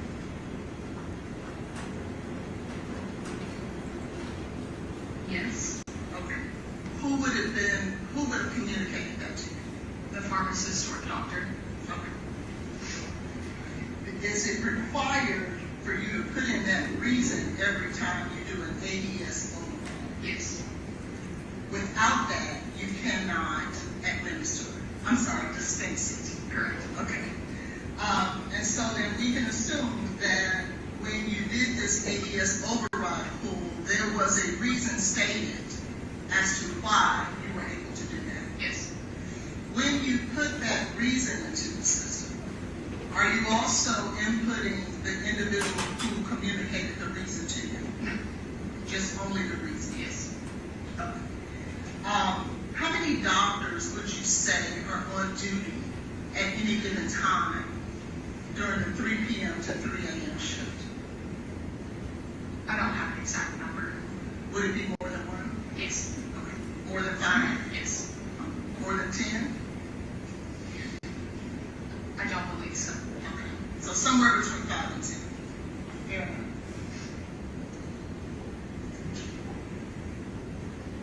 Who would tell you the dosage of the medication? The doctor. When the doctor is communicating this information to you in this emergency situation where the orders are not put into the system, are you taking notes or are you just memorizing? When we pull the medication from the Omnicell, it is the whole vial. So we go and pull the medication, we come back to the doctor and verify the dose before getting it. Okay. So when the doctor is communicating to you before you go to the Omnicell, you're not taking notes or anything at that time, you're just remembering as you go. The medication, yes. All I need to know is the medication. Okay.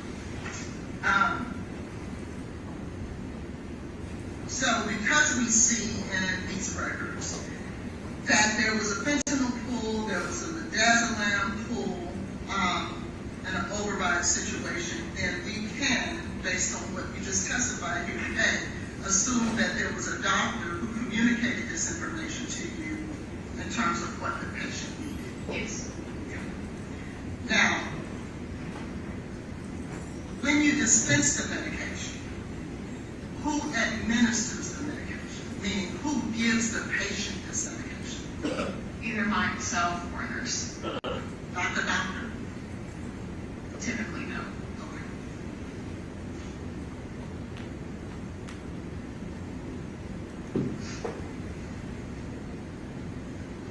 And how is fentanyl and midazolam administered to a patient? Through an IV. And just so that we're clear for the sake of the jury, when we're dispensing medication in this setting, that means you're taking it from the hospital. When you're administering medication in this setting, you're actually giving it to the patient. That's correct. And so, at some point, based on your testimony, it was determined that this medication would not be given to this patient, correct? Correct. Okay. Now, who would have told you that? So someone had to have told you to get the medication, dispense it. Who would have told you not to administer it? The doctor. The same person? Yes. Is there anyone else who could have given you the authority not to administer that medication? Yes. Another doctor. Okay, but it had to be a doctor? Yes. Okay. Not the RN? No. Or a nurse practitioner? No. And again, as these doctors are communicating to you, you're not taking notes or anything. You're just on the spot. You're moving. Yes. So, it is now determined that you did not administer, the doctor makes the, based on the records, make the determination that you're not going to administer these medications to the doctor. What do you do with those medications? They are wasted. Are they wasted immediately? Yes. Okay. And how are they wasted? We have a system in the Omni cell where we go in and waste it with a witness, and then they are disposed of. And it's called a cactus. It's a drug disposal thing that we squirt the medication into. Okay. Is that in the Omni cell as well? It's beside it, yes. Right beside it. Is it a separate machine? Yes. Okay. And does it require any information on your part in order for you to dispose of the medication into that machine? Yes. And what is that machine called? It's a non-machine. It's just a waste receptacle. Oh, it's just a waste receptacle. Yes. Is that those red things you see with the danger? A little different. Okay. Okay. And you said, I'm sorry, I didn't catch the answer. Are there things you have to put in there? No, it's just, you're putting it in. Correct. It's documented in the Omni cell. Okay. So first you document the fact that we are going to waste this medication in the Omni cell. Correct. You then go to the receptacle, for lack of a better word, and you actually squirt that medication from the syringe Yes. into the receptacle. Yes. What do you do with the syringes? Throw them away. In the trash or something? Okay. Is there a special place for you to dispose of the syringes? Yes, we have trash cans and biohazard trash. Okay.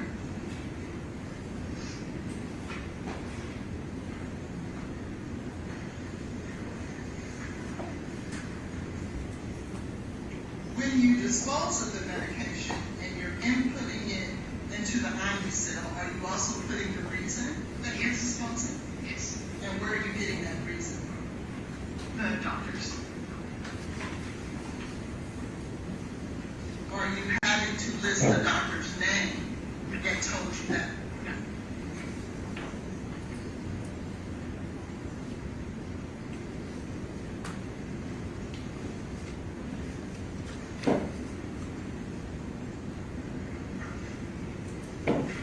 And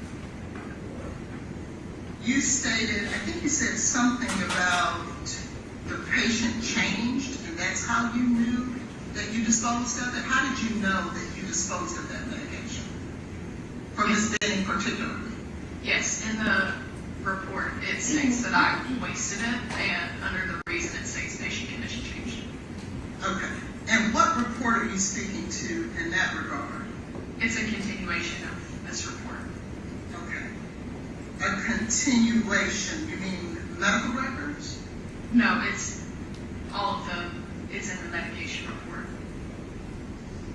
Okay, on the document Defendant's Exhibit 1 that's in front of you, is that information on this sheet?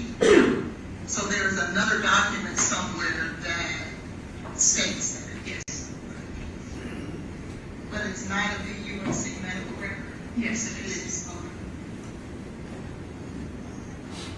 Would your name be attached to that as well? Yes.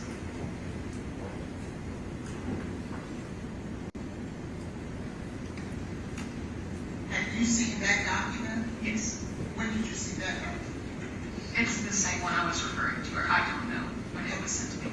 I'm sorry. That's the one that was emailed to me. I'm not sure exactly when I received it. In addition to Defendant's Exhibit 1? I only received a strip that showed my name and then what I did. I didn't receive anyone else's name. It just showed my name and what my involvement. Okay. And that was a screenshot of the document? Yes.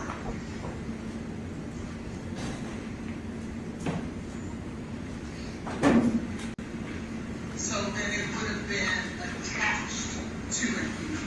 Yes. Not the email itself. And what I mean by that is, you know, sometimes you'll receive an email and there's a screenshot within the email. Yes. As opposed to an actual document that you have to click on and download to review. Yes. I believe it was just in the email. In the email itself.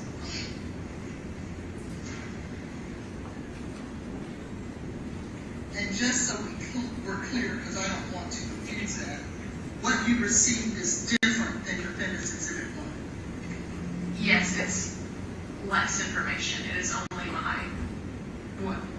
it has these two parts on here and only what I was involved in. It doesn't have, it's not the full of all the other medications. It's only what I was involved with. Fair enough, thank you. And in Defendant's Exhibit 1, is it fair to say that Defendant's Exhibit 1 would be, if you look at just the two strips of where you were involved, would it be fair to say that the information you received is different than what's in those strips shown on Defendant's Exhibit 1 because it doesn't show where the medication was wasted? Correct. Because in Defendant's Exhibit 1, we don't see that, right? Correct.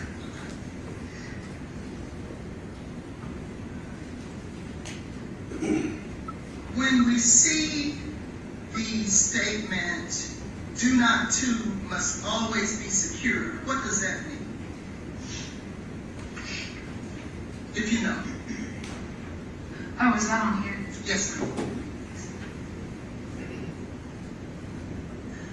For the record, what she says is that on here she's looking at Defendant's Exhibit 1.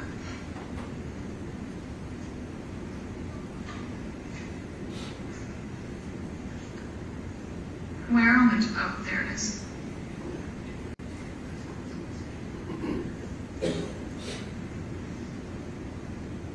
I believe it's referring to not, you can't send it through the tube system in the hospital like we send labs, because it's a controlled substance, so we can't just send it through the hospital. If we were, we would never have a reason to do that, but that's all that means. Okay. Is do not put it in the tube system.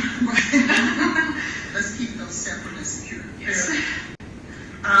When we see the status as active, what does that mean? On the right-hand side.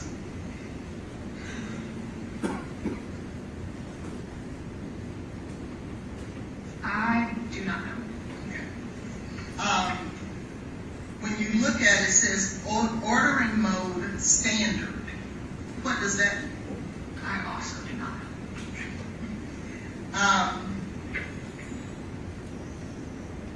You see there where it says at the bottom package, and then it gives You shouldn't need a GoFundMe page to afford health treatments when you already have insurance. But delaying and denying care netted big insurance companies over $60 billion in profits. Under Governor Roy Cooper, North Carolina took on big insurance companies to lower the cost of health insurance for 600,000 families, and he eliminated billions in medical debt. Now, Republicans in Congress are gutting Medicaid and letting insurance companies jack up the cost of insurance premiums. Tell congressional Republicans, don't undo the progress. Stand up for patients over insurance company profits. Real life isn't always kind to my floors, but I have Rejuvenate All Floors Restore to help keep them looking like new. With just one coat, the penetrating formula fills in scratches, gives my floors a sparkling shine, and adds protection, so I can breathe new life into the floors throughout my home. Give your floors a long-lasting shine with Rejuvenate Floor Restorers. Rejuvenate. Clean is a powerful thing. With the amount of medication that is determined that needs to be administered, correct?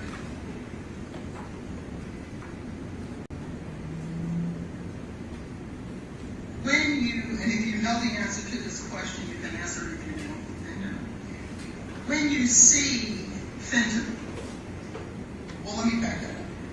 If someone was coming in for a potential overdose for any type of drug, would you expect to see fentanyl administered?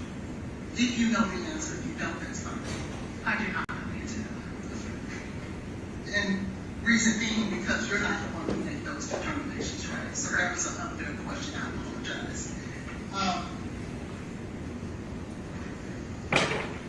But what we can say is that we know for certain, based on the records you reviewed, that at 23:27 on February 25th of 2023, although it states that fentanyl was dispensed, you did not, and anyone to your knowledge, administer fentanyl to Ms. Jade Benny. That is correct. Now, let me be honest.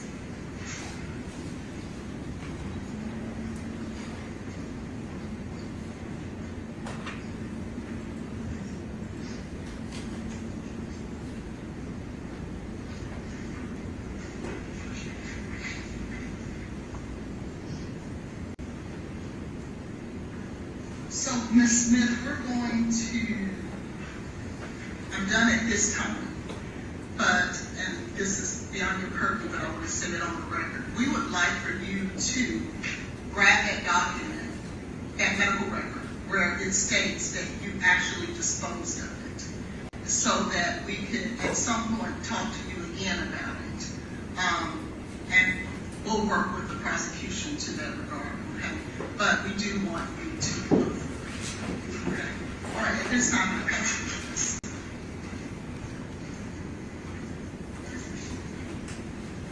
And for the record, I would just like to say that we're not done necessarily with this witness until we deal with the issue of this record we have not seen. Okay, here, Jeff. Who's the next witness? Dr. Brooklyn.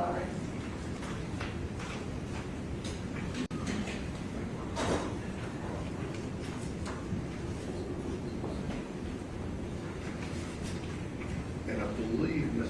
Collins, this is in the medical records, but you mentioned it during the deposition. Do you want this marked as a separate exhibit? Yes, please. All right, it'll be 60.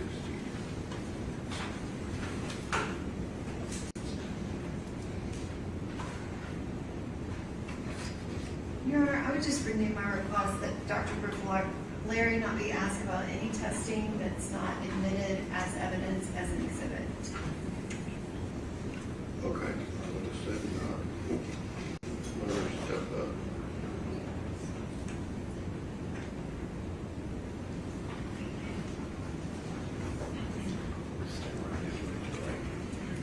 Do you swear the testimony you're about to give to be the truth, so help you God? Yes.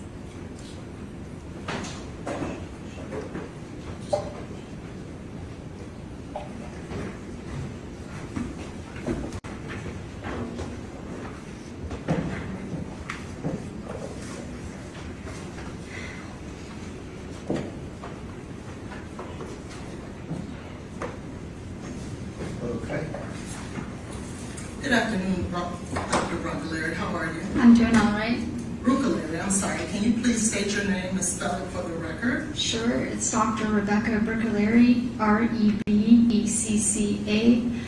B-R-U-C-C-O-L-E-R-I. And how are you employed, Dr. Bruccoleri? I'm employed by Vanderbilt University Medical Center as the medical director of the Tennessee Poison Center and a medical toxicologist. And how long have you been employed with Vanderbilt? Since October 2018. And I want to ask you a question in regards to the treatment of Jade Benning. Are you familiar with the patient at Vanderbilt by the name of Jade Benning? Yes.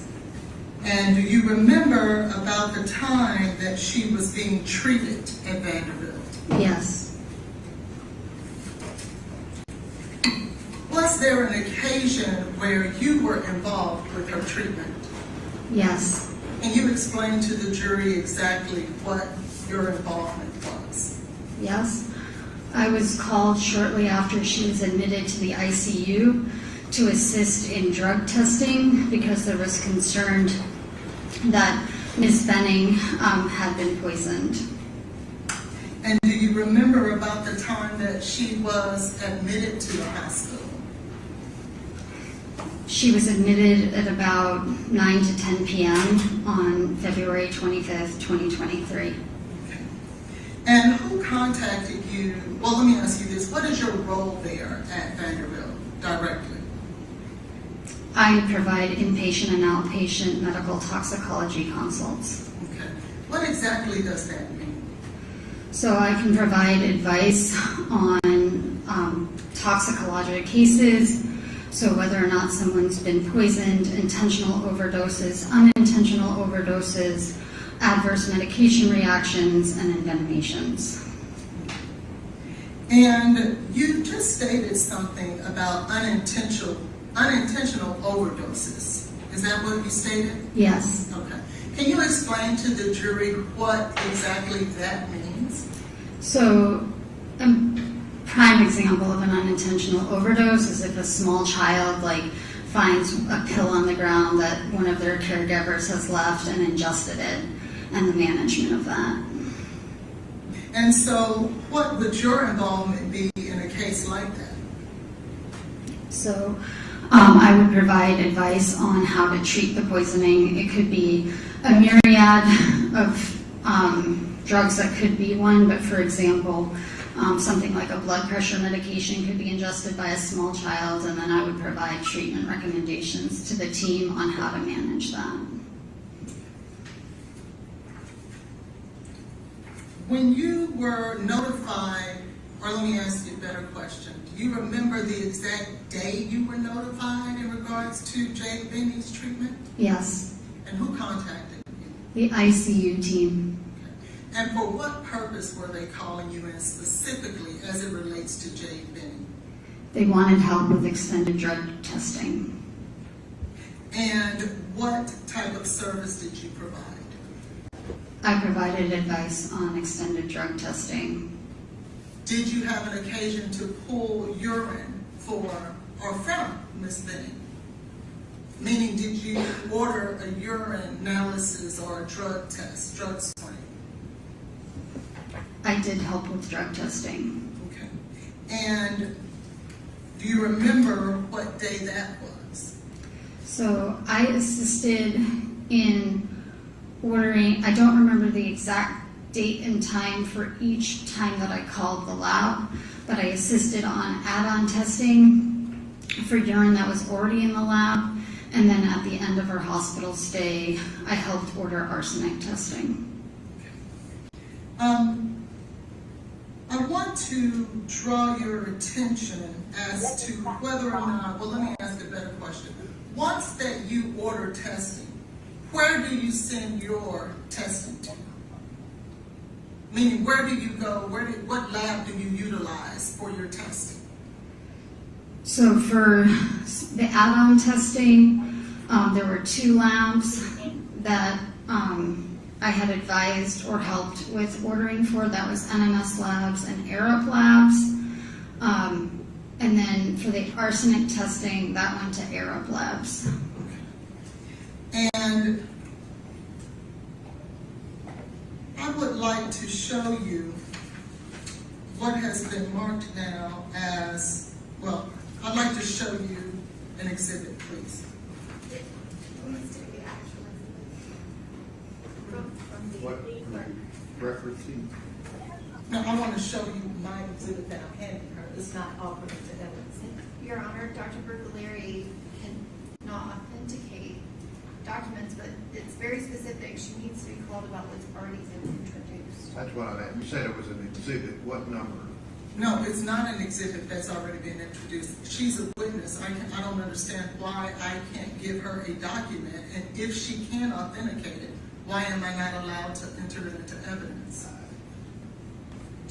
Let the jury step down the hallway.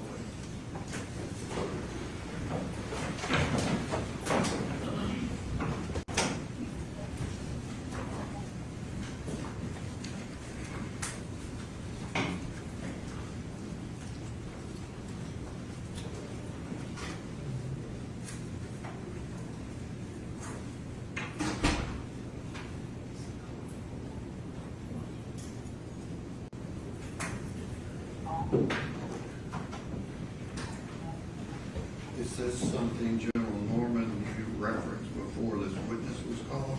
Yes, Your Honor, it's exactly what I referenced before this witness was called. And what, I don't know, what tests are you talking about that haven't been made exhibits? I'm sorry, I thought you were asking me. No. Your Honor, work order 230788883, which is what this is about, it was not introduced as an exhibit. Dr. Mithen did not, we did not submit it. Dr. Mithen did not testify about it. What is it? It is a urine test on a urine that was collected on 2/26/26 at 0922. We did not submit that lab test through Dr. Mithen. This is part of the NMS lit pack. Dr. Mithen is not here to testify about any of the test results. Well, I don't know. Yes, but why wasn't it admitted? I'm sorry? Why wasn't it asked about? We purposely did not ask about it because there was confusion about the date. And that was the limited testimony of Dr. Mithen, is that we showed that the work order was not the same as the one before, that there was one urine sample from that 2/25/23 at 22:59. It was a completely different sample, and that is what was sent to CFSRE. We have had no testimony. And this one deals with what? Which one? Deals with, that's the thing, it's not in evidence. It's a secondary urine sample. 2/26/1335 or 2/27/23 at 4 o'clock? No, it's neither, I'm saying it's not either one of those. This has not been That's only submitted. 3 I've seen or heard reference to in the medical. Correct. There has not been testimony related to this, other than to point out that the work order was different, and she knew for certain that the sample transferred to CFSRE was from 2/25/23 at 22:59. What are you wanting to ask this witness, Ms. Bond? Specifically, I would like to address two things with this witness. There is in fact an email between this witness and Dr. Methune in regards to a sample, a designer opioid screen from 2/25/23 at 22:59. In this email, That's been testified about. I'm sorry? There have been references to that. Yes, and there's been an issue as to whether or not that urine screen was in fact on 2/26 or 2/25. I have an email in front of me from Dr. Bergolieri where she references a sample from 2/25/23 at 22:59. That date is extremely important to the defense because That's 2/25/23 22:59 is not an issue. It is an issue on our side. That's, Your Honor, you is can that make. the urine screen you're concerned about, John Moore? 225, 23, and 2259? That 225, 23, and 2259 is a completely separate work order, and that is an evidence, and she's more than Right. welcome to ask about that. She is trying to ask about this other urine sample that we've had no testimony about. It was not admitted as evidence in any way, shape, or form. Then I guess I need to go back to Ms. Holland. You've not told me anything that the state's objecting to, so what else are you wanting to ask the witness? In addition to that, I would like to offer, there is a test from CSFRE where there is coca-ethylene that was found in the urine of Ms. Benning, That's been testified about. not by this witness. Maybe you're jumping the gun, I don't know.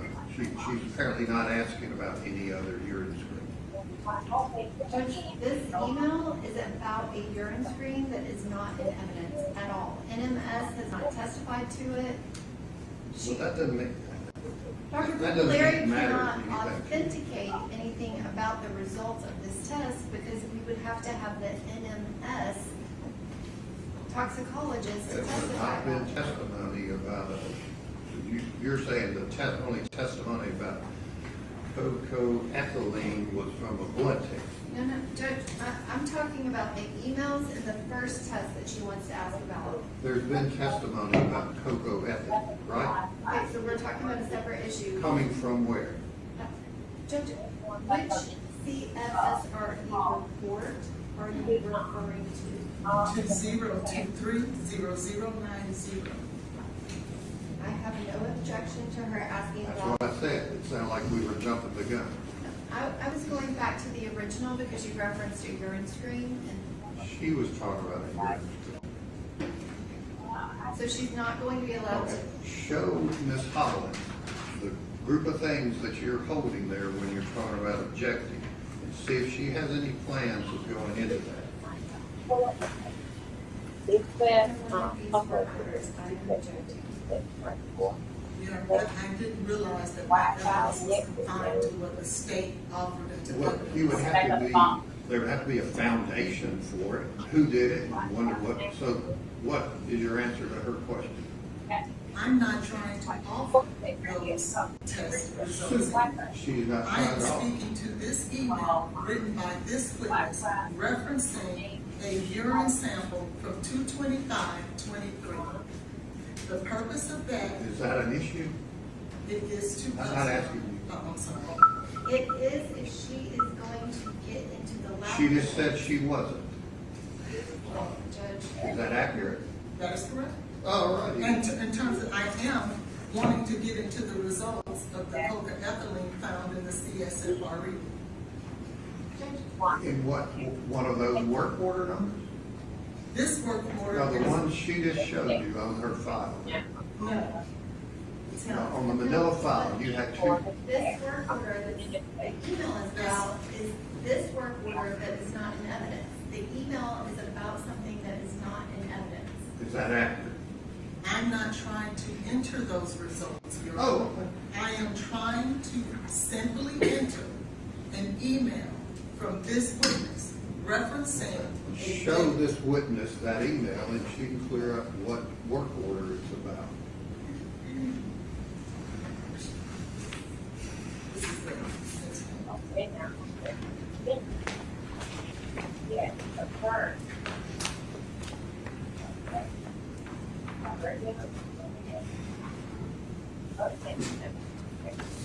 I got this here. Got something I call the article. And I included. Hang on.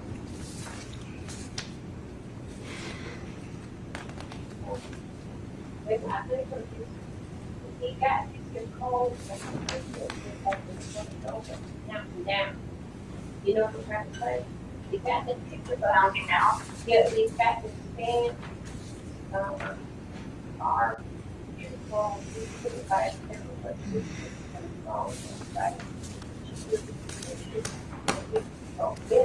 the stand over here.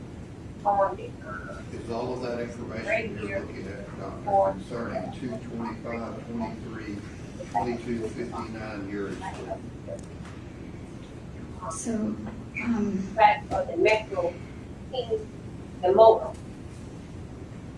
as best to my memory, it is not.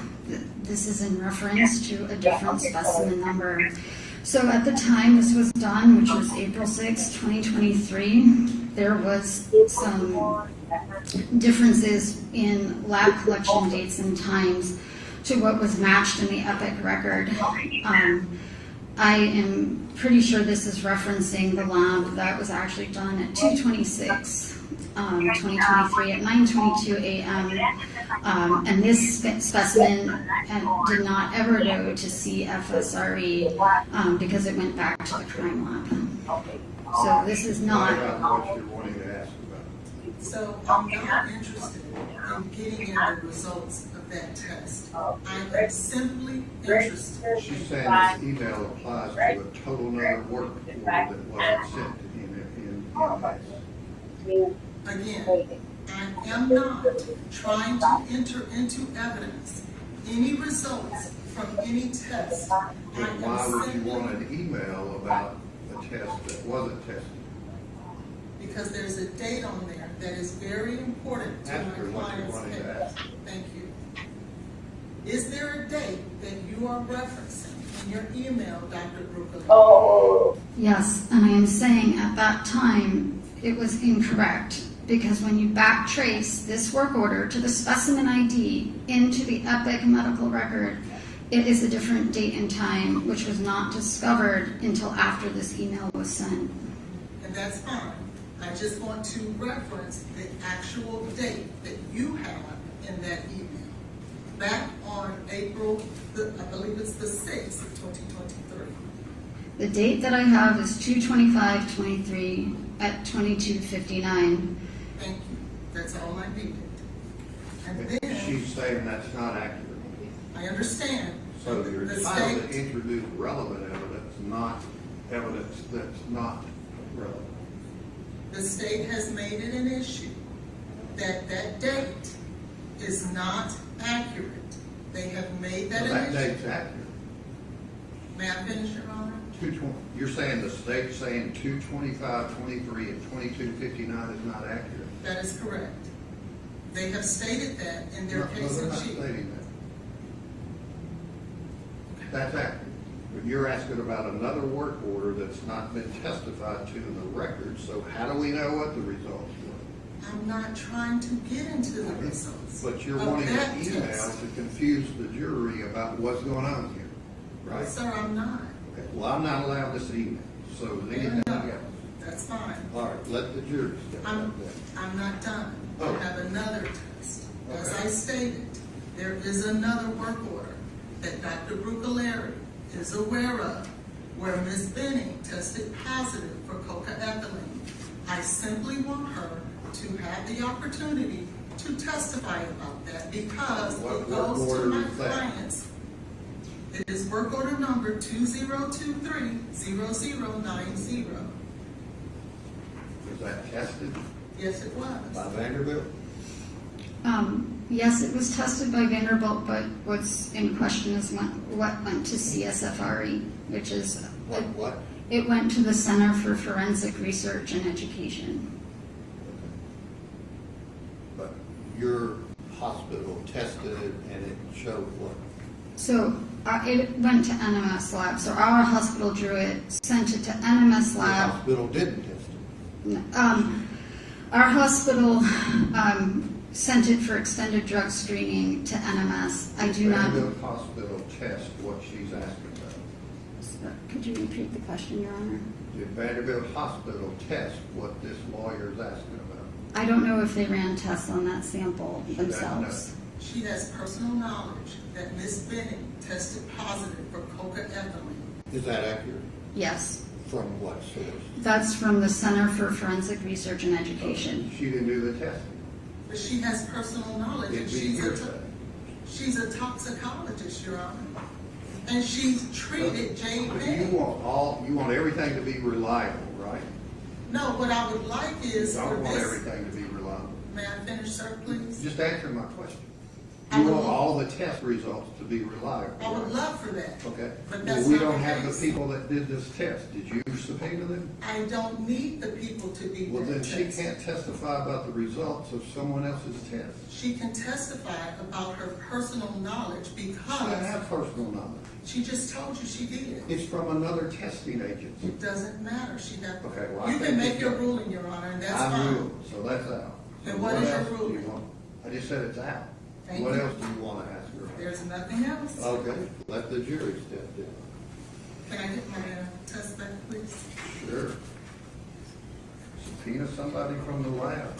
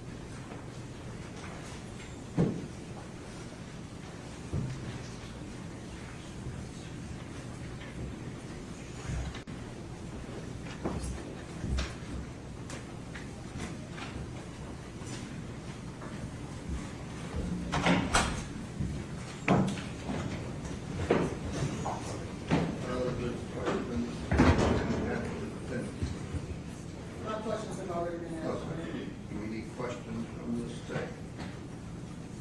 No, Your Honor. All right, thank you. You can step in. Who with the next witness? The defense calls, Eric Devlin.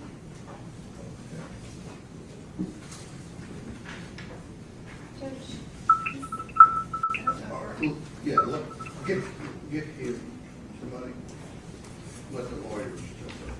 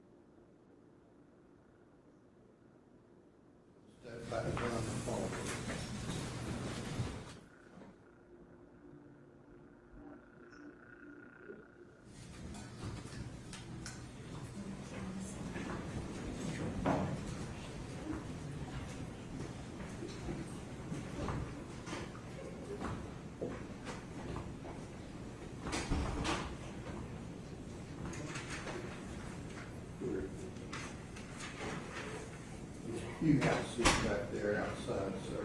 Get a Mario or a follow me.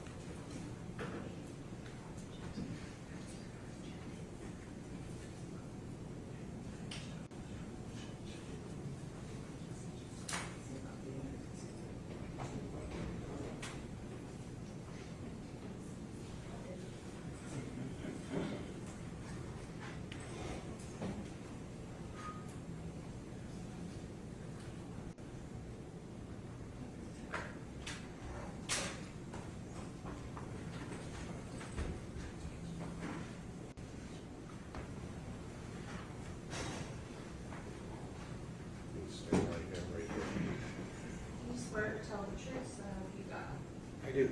This one.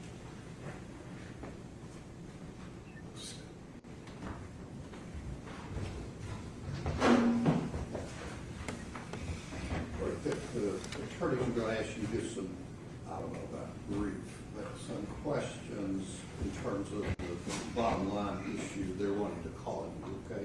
Yes. Outside the presence of the jury. Okay. Good afternoon. Good afternoon. Can you please say this for your Nobody plans for this moment. It starts as something that's supposed to help, until it's the only thing you need. 1 in 30 Americans live with opioid addiction. Most never plan to, but this moment, you can take back control. With QuickMD, you can connect with a doctor online as soon as today. Visits are affordable, and there's no insurance required. Get started and book a visit today at quick.md. You work hard at your job. It's who you are. But when you get hurt at work, none of that matters to the insurance company. You're now a problem. Your workers' compensation claim is costing them money. They'll look for a way to cut off your weekly checks, and they'll completely deny your claim if they can. At Daggett Schuler, we'll fight hard to get you all the compensation and medical treatment you need. And we don't get paid until you do. Hurt at work? Call Daggett Schuler now. UC Irvine, followed by residency training at Long Beach Memorial, and then pretty much started practice right around that time. And have you published any articles? I have not. Have you dealt with or worked at addiction treatment centers? Yes, I have. How many? Approximately, I'd say 5 or 6. I've been a medical director for every level of what we consider to be along the continuum for addiction treatment. So inpatient, hospital-based detox, inpatient rehab, outpatient, intensive outpatient, and partial hospitalization programs. And what, if any, other specialized skills and trainings you may have? Primarily just the added medical review officer, I think, to the addiction medicine board certification. And do you have any experience treating patients with addiction? Yes, I do. Do you have any experience treating pregnant women with addictions? Yes, I do.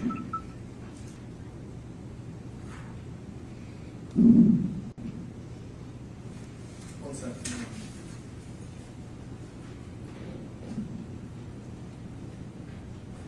Do you have any experience in dealing with and or diagnosing substance use disorders? Yes, I do. And what would some of those be? The substances? Is that the question? Yes. Methamphetamine, cocaine, opioids, alcohol use, cannabinoids, pretty much any substance of abuse, hallucinogens, inhalants. And what is substance use disorder? Well, a substance use disorder is a diagnosis that's related to a chronic illness that we call a substance use disorder based off of the substance, the primary substance. And it involves biological, psychological aspects that are typically defined by somebody continuing to do things despite negative consequences. And have you ever testified before as an expert, as a medical review officer and a addiction specialist? Yes, I have. No further questions at this time, no. Okay. I would ask that he be tendered as an expert in, as a medical review officer, as well as a addiction medicine specialist.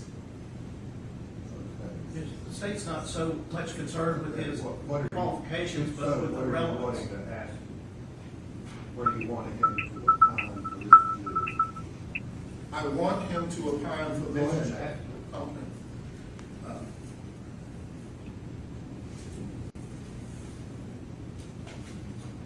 Dr. Mario, in your experience, is pregnancy a automatic stoppage to substance use? No. Why not?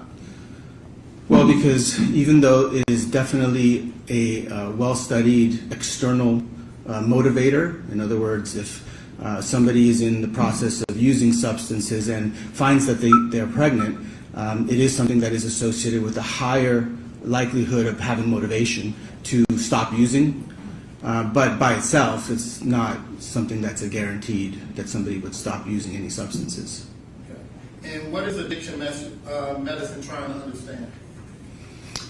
Well, addiction medicine really deals with judgment. It deals with physiologic changes that drive somebody to have impulsivity, to have the kind of behaviors that can be harmful to them, and despite those things, there's changes in the brain that cause them to continue the behaviors that hurt them.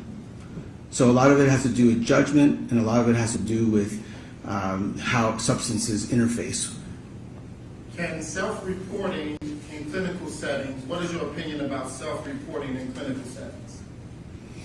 Well, it definitely is very valuable. That's what we base all of our screens with. People self-report. It has some limited value in that we are relying that the individual is being forthcoming. And that can be difficult in addiction because addiction also, or even without addiction, actually just with what we would consider substance use. That means no addiction, no dependence, just they happen to use a substance. But in the setting of screenings and things like that, there's a lot of stigma, unfortunately, that's attached to any substance use.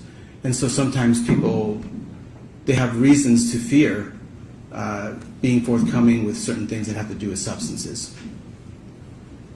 If you know, can you please explain what is an opioid epidemic? Well, the opioid epidemic is currently something that we've experienced since around 1999. Currently, we're in our fourth wave of the opioid epidemic, and everyone's probably seen in the news drugs like fentanyl or heroin. These are class of chemicals that typically we use for pain. And the first wave of that really happened somewhere around 1999. And it was around prescription drugs that doctors would prescribe, and sometimes people could get dependent on them. Now, dependency is not the same thing as addiction. It can even just be dependence. It can be around pain. However, it does leave people where if they stop using it, they experience what we call withdrawal. And withdrawal can be a pretty severe neurologic type of reaction to not having the substance, access to the substance, which then, when we clamp down on that and reduce that from the standpoint of the system, it created the second wave. And the second wave was around heroin, where people found that they could no longer access prescription drugs, and so they went to use heroin, which was cheaper and more accessible. The third wave came somewhere around 2012, 2013, which had to do with fentanyl.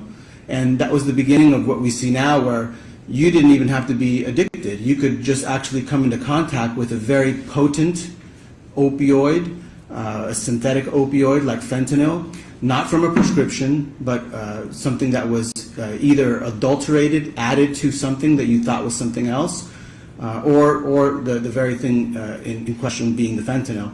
And that went on for some time, and now we're in our fourth wave. And the fourth wave involves fentanyl plus psychostimulants. And psychostimulants, that class, involves primarily methamphetamine and cocaine. And those are the second highest amount of prevalence that we see next to fentanyl in cases that involve fatal overdoses. What scheduled drug is fentanyl? It's a Schedule 2. What about cocaine?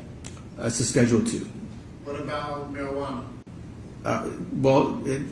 It's federally still scheduled right now. This thing is a Schedule 1. What about Adderall? Adderall is a Schedule 2. That's a psychostimulant. And if Adderall is a psychostimulant, does that mean it will fall within the fourth wave? It is. It's an amphetamine. And are counterfeit or fake Adderall pills contributing to the opioid crisis? So that's the big thing that's happening now, and this is why the DEA has put out warnings about this. It's not that people are consciously seeking out, usually when they pass away, necessarily the combination of fentanyl with a psychostimulant. It's that oftentimes they think they're taking one thing, but it's adulterated. That means it's been added or spiked, if you will, to something else. And that can actually happen in both directions. It can happen to people that press pills and make Adderall, they'll add fentanyl, and it can also happen in the other direction. And when clinicians assess risk, do they look at isolated events or overall behavioral patterns? Well, an isolated event rarely leads to any sort of a diagnosis, right? So we're always collecting information. Some of the information comes from the patient. Some of it comes from corroborating avenues from other people or other things that are observed that contribute to the diagnosis. So generally it's an overall kind of a compilation of processes that we look at, not just one thing. And have you had the opportunity to review medical records in this case? Yes. Have you ever seen, do you know of a pregnant woman who normally would smoke marijuana? Yes, that happens. And are they always forthcoming about their use?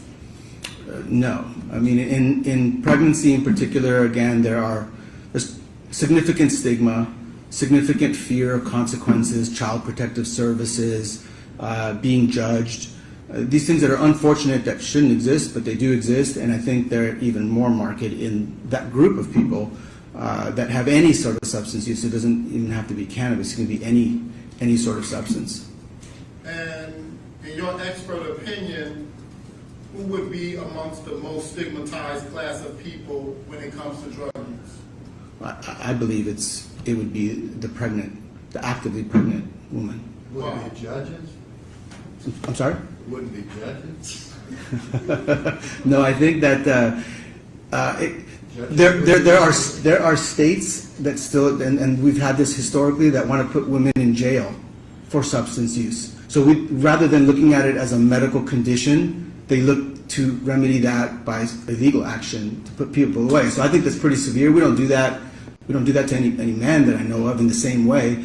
And so I think that they're particularly stigmatized because there's an element of another being, the element of a child. So the concept of, well, you're hurting the child, therefore you have a separate action against you. And that's where that comes from. And I think there's also social pressures. It's a critical, delicate time as well. And could that stigma and social pressures lead to a pregnant person concealing their substance use? Sure, it can. Backtracking a little bit, what about mushrooms or psilocybin? What scheduled drug is that? So psilocybin, or what's sometimes called magic mushrooms, is a Schedule 1. It's in a category we call hallucinogen, that people take it and then they can have psychedelic type of reactions to it. give you a hypothetical. If there's a pregnant young lady and she notifies her friend that she's pregnant, and that friend says, "Oh, you've been drinking," is that an example of stigmatizing a person? Well, it can be that anytime somebody that is pregnant shares any information about any substance use, that this is why doctors get trained to have more of a poker face about it, that our concern is how do we evaluate what you need rather than judge what you did. And in your expert opinion and in treatment, have you ever heard of someone being able to smoke mushrooms? So in my practice, I have not heard of anybody doing that. After almost 20 years now of doing this, I think everything that could be smoked has probably been smoked by somebody at some point. However, in the case of psilocybin, combusting it or burning it actually would deactivate the active ingredient, so you wouldn't get what you wanted from it, and then you would also be inhaling a bunch of fungal spores into your lungs. So there's lots of reasons why it's something that people don't really do, even though certainly you can try it.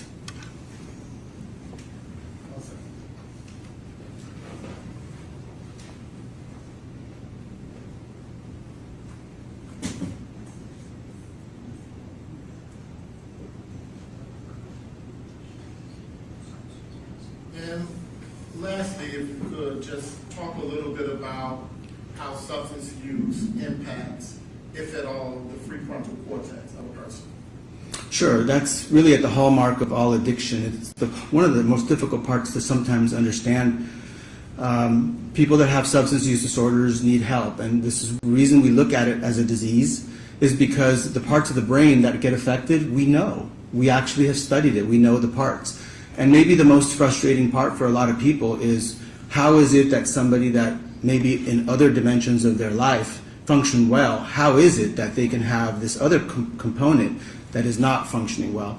And the part of the brain that is involved in this is right in front of your forehead, right behind your forehead.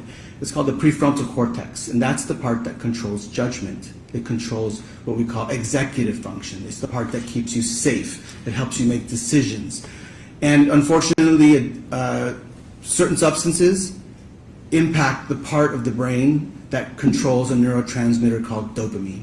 So there's really two players in the play. The dopamine pathways, which we also call the reward pathway. When you do something that is good for persistence, it obviously doesn't exist for drugs to exist. They're there because of their survival things. So increases in dopamine decrease the function of the prefrontal cortex, which is why in substance use disorders there can be lapses in judgment. And in your expert opinion, if a person is pregnant, but they're engaging in, let's say, facilitating drugs, what would you opine about that person's judgment? Well, that would definitely fall under what we consider to be part of the clinical impression. So the clinical impression, without going into a diagnosis, because you really need to do a physical exam and do a comprehensive exam to come to a diagnosis. But risk-taking is part of the hallmark of addictive disorders.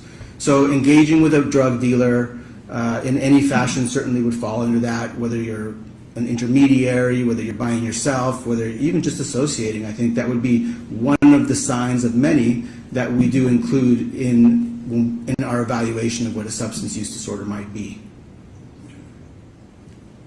And again, it's not uncommon for in your experience, in your expert opinion, for a pregnant person to hide any type of substance use from their friends and family. It's not uncommon for all people with addictive disorders, but I think even more so potentially with somebody with a pregnancy that's going on at the same time. There's a bit more to lose, I suppose, that is part of the thought process. And along with drug or facilitating drugs, being around drugs, would a person's proclivity to engage in promiscuity be something that you would consider about the judgment? Could you assess that at all? Well, it's something that can be, just as a general, it doesn't necessarily have to do with substances, but it certainly is any high-risk behavior where you can link, where there's typically the prefrontal cortex puts the brake on and it stops it. That would be something that could be in consideration.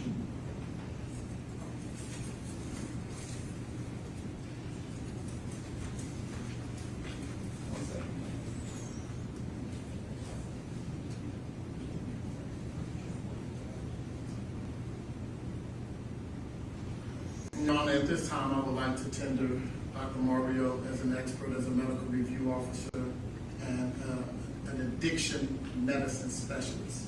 Any questions from the state? Yes, Your Honor. Well, Doctor, would understand by that by analogy, a pregnant woman should never work as a bartender? Because they're being around. I don't understand the question. That they shouldn't be ingesting? Well, so for somebody with an addictive disorder that has pregnancy, yes, my recommendation to that person would be working in a bar would probably not be the best, just because of exposure. There is absolutely no proof in any record that you've reviewed that Jay Benning was addicted to any cocaine or any other controlled substance, is there? Not of cocaine or no addictions. And she was a casual user of marijuana, correct? Well, so we don't use terms like casual user, so that would have to qualify that. I mean, we have what we consider to be misuse of drugs and then use disorders. We can't really make a determination on use disorders because a full evaluation wasn't done, the labs, the examination. She did not have a use disorder that I could state as a physician because that examination was not done. But misuse of substances, there's actually a lot of information. There are chats with... I'm not asking you about misuse disorders. I'm asking you about Jay Benning. I'm not talking about other people. I'm talking about Jade Benning as well. Okay. Well, in California, is marijuana legal in California? It is. Well, it's decriminalized, so it's... Decriminalized, yeah. whatever. And actually legal in a number of states, from what I understand. Okay? Do you treat people with marijuana addictions? I do. All right. So do they come to you out of the blue, referred by law enforcement? Law enforcement doesn't give me many referrals unless there's court ordered. However, I do get referrals, and I do have people that come in that tell me that their cannabis use has gotten past what they can handle, and they feel like their life's out of order. Gotten out of control. Yeah. Absolutely no indication that happened with Jay Benning, is there? I would consider engaging with a drug dealer unusual behavior that would be linked to, in this case, cannabis. That's my point. That information. From the text messages that she was having between Danny, the dealer, she was getting for her coworkers and for herself, cartridges of cannabinoids, all sorts of different species of cannabinoids, some magic mushrooms. I'm sorry? She was getting them? She was brokering them. Some of it was promised to her, and but most of it was as an intermediary for coworkers. I would consider that to be unusual behavior, I think, for anybody to engage in that, because the risks are high. Not judging if it's a good thing or a bad thing, but to put yourself in a position to have to be an intermediary and then potentially be at risk for the consequences when you give somebody else a substance that somebody else brokered for them. From the records you reviewed, we're talking about Adderall. There was no Adderall or any derivative of that found in Ms. Benning's system, was there? No. And you and I talked, and we had a time or two, at least more than say hello, that you would agree, would you not, Doctor, that she died from acute cocaine toxicity by oral ingestion, correct? Well, I'm not here to actually, my scope is not to testify on cause of death, so I would leave that to the toxicologist and Dr. Larkin. Well, did you not tell me that you would agree with that finding? Objection, Your Honor. The witness has already stated. So, yeah, I was just saying. Right. And that, how many people have you ever treated at your clinic or for being addicted to orally ingesting cocaine?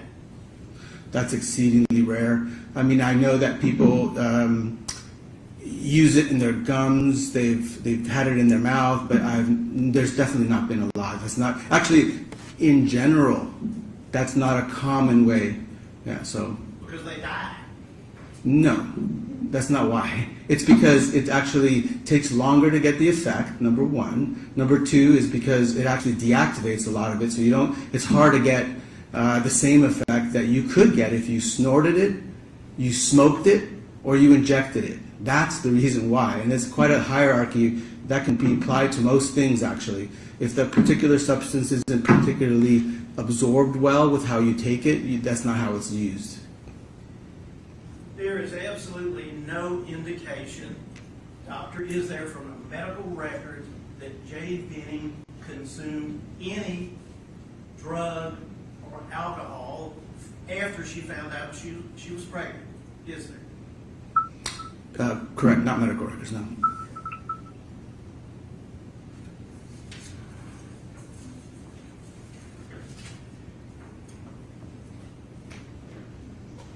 And so, nothing that you have testified about is based on any personal interaction with Jade Benning, correct? That's correct.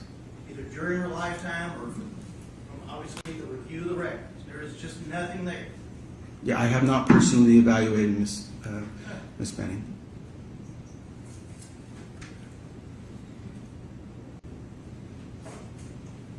And the phases of heroin has nothing to do with this, does it? No. Are you referring to the different? Your epidemics. Yeah, well, they're not mine. They actually are ours. But I mean, the heroin was just one stage of that, and so that was just one to kind of explain why there are different stages of that exist. That the most recent one is fentanyl and psychostimulants. But your testimony about the phases. What was before heroin? Before heroin was prescription drugs. Okay, before prescription drugs. Well, that's the first one. Prescription drugs. Then there was heroin, then there's fentanyl, and then there's fentanyl with psychostimulants. That's the four. And we're likely to enter a fifth one now with xylazine, which are like anesthetics that are being adulterated into the supply of fentanyl. And back in the 70s, there were other substances. Back in the 70s, a whole other time of what was available, so I'm not really speaking to that.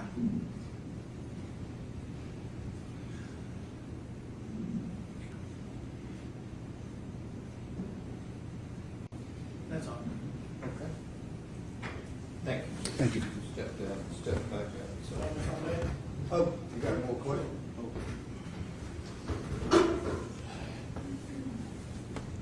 Dr. Maureen, can you explain what coca-ethylene is? Coca-ethylene is a byproduct. Your Honor, I object. Wasn't covered on direct or cross-examination. Okay. I I thought read it was the jury out. a treatment specialist. Yes, Your Honor, and cocaine and alcohol was just referenced. Is that what you plan on getting into with Dr. Larkin if she testifies? We've already heard testimony about it, right? Yes, Your Honor, but however, what was just elicited from Dr. Mario was about a person working at a bar, and was there ever any evidence of any uses of cocaine with Mrs. Benning? Is he aware of any usage of cocaine? Are you aware on whether or not the substance coca-ethylene was found in Ms. J. Benning's system? Well, my understanding is that there's one of the lab reports that did show that there was coca-ethylene. It sounds like there's probably contested. It's maybe for the. And what is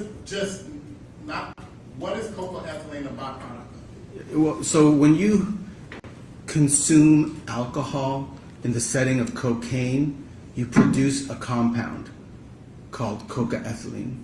It creates a high toxic environment, so your heart will work harder. All the things that normally cocaine will cause, it can make it worse. And it's one of the known problems, right, with combining those. And can alcohol be an addiction? Can it be abused? Yes. Can it be misused? It can. And can you be a casual cocaine user? You can. You can be a casual cocaine user, somebody that uses not with great frequency. It's possible. It's possible with alcohol as well.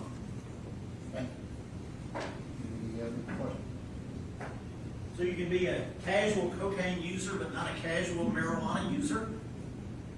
I don't think I said you can't be a casual marijuana user. Earlier. That you can't be a casual? No, I don't think I would have said that. I mean, if I did, I misspoke. But you absolutely can't. You can be a casual. You wouldn't use the word casual. Yeah, I wouldn't use casual because in the context of what you were talking about, it was. He's asking you can be a casual cocaine user. So you can be. So if the definition of that is that somebody uses infrequently, if that's what your definition is, when we discussed the issue of the marijuana, I thought you were talking about something more like diagnostic. I just wouldn't use those words for something diagnostic. But they both can be used with low frequencies, for sure. Doctor, just about the cocaethylene, you said someone told you about that? No, I've seen it in the reports from one of the labs, but again, I'm not here to testify in my scope about that. I think you have a toxicologist and you're going to have Dr. Larkin on that.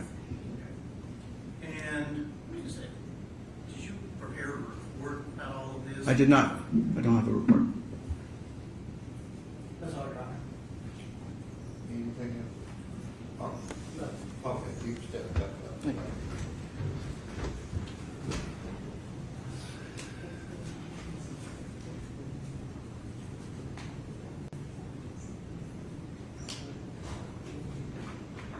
All right, does the state Yes, Your Honor. Yes, Your Honor, the state will renew its objection to this doctor testifying under Rule 702. There's been nothing that he has testified about, in fact,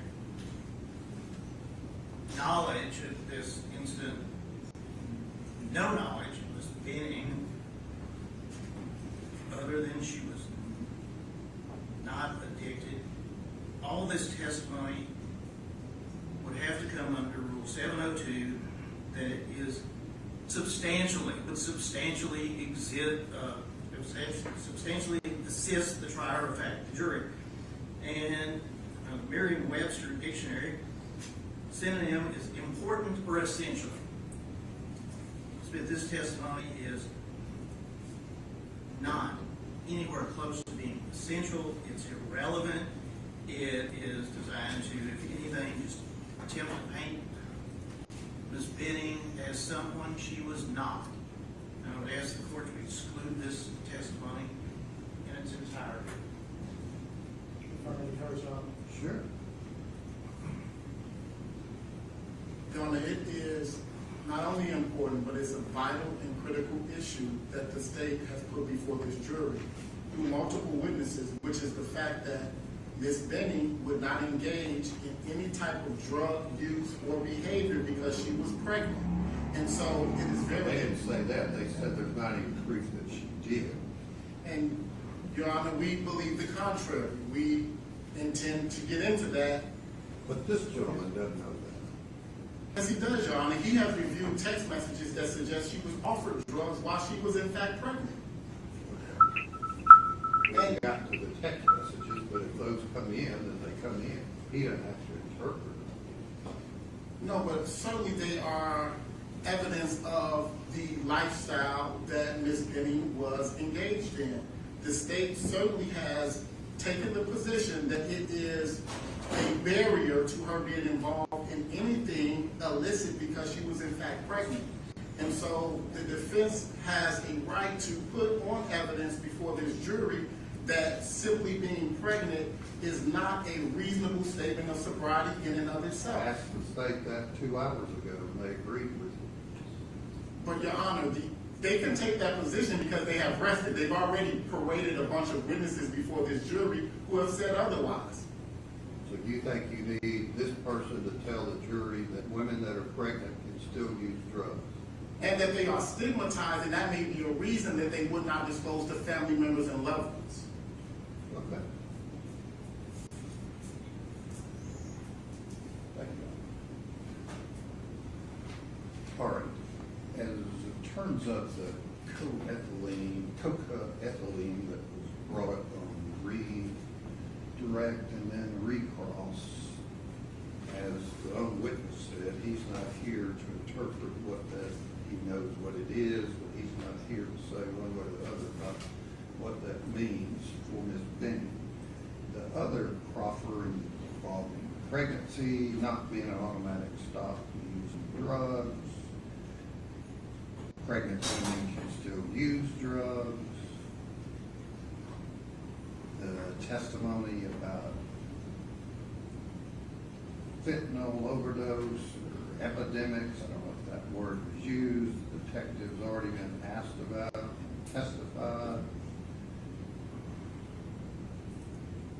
There's no proof, and this witness has said he doesn't assess Ms. Benny as being an addictive disorder person, patient, if she were one of his patients.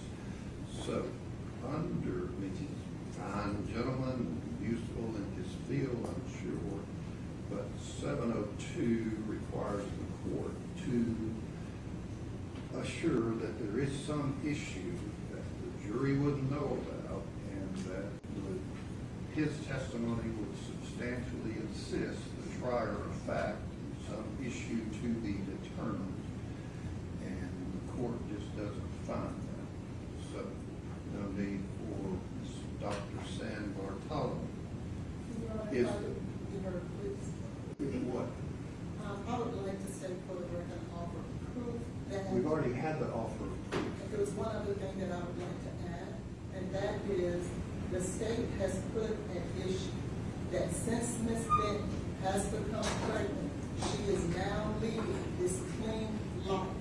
Ms. Benny is Like I said to your co-counsel, they're putting on proof that there's no proof she did use. However, Your Honor, she is heavily involved with the sale of drugs. Right.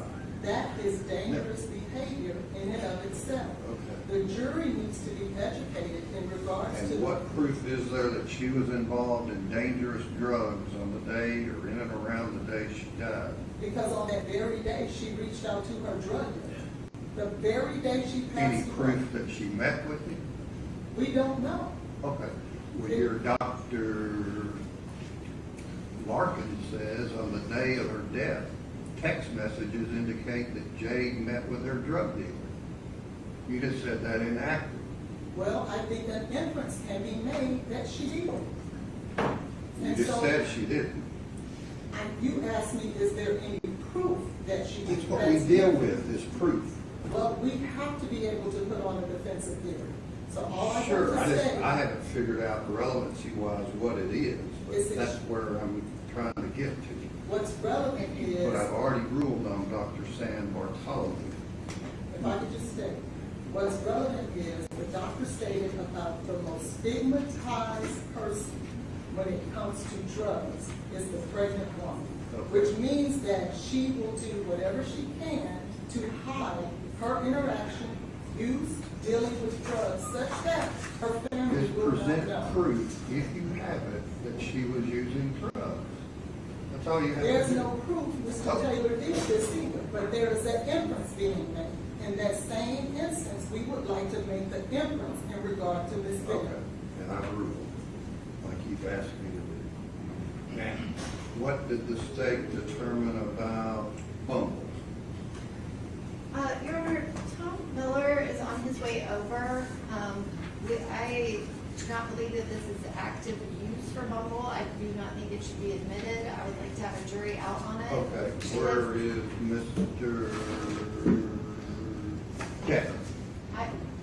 Bring him in, would you? hear what he says this means.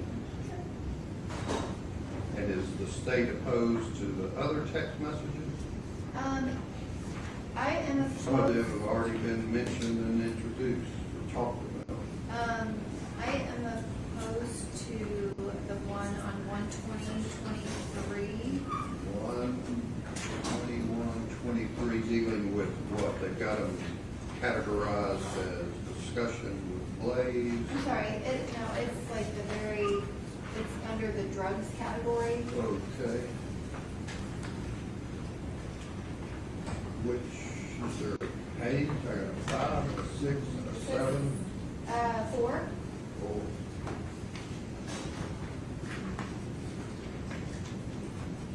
That's the metadata with the message.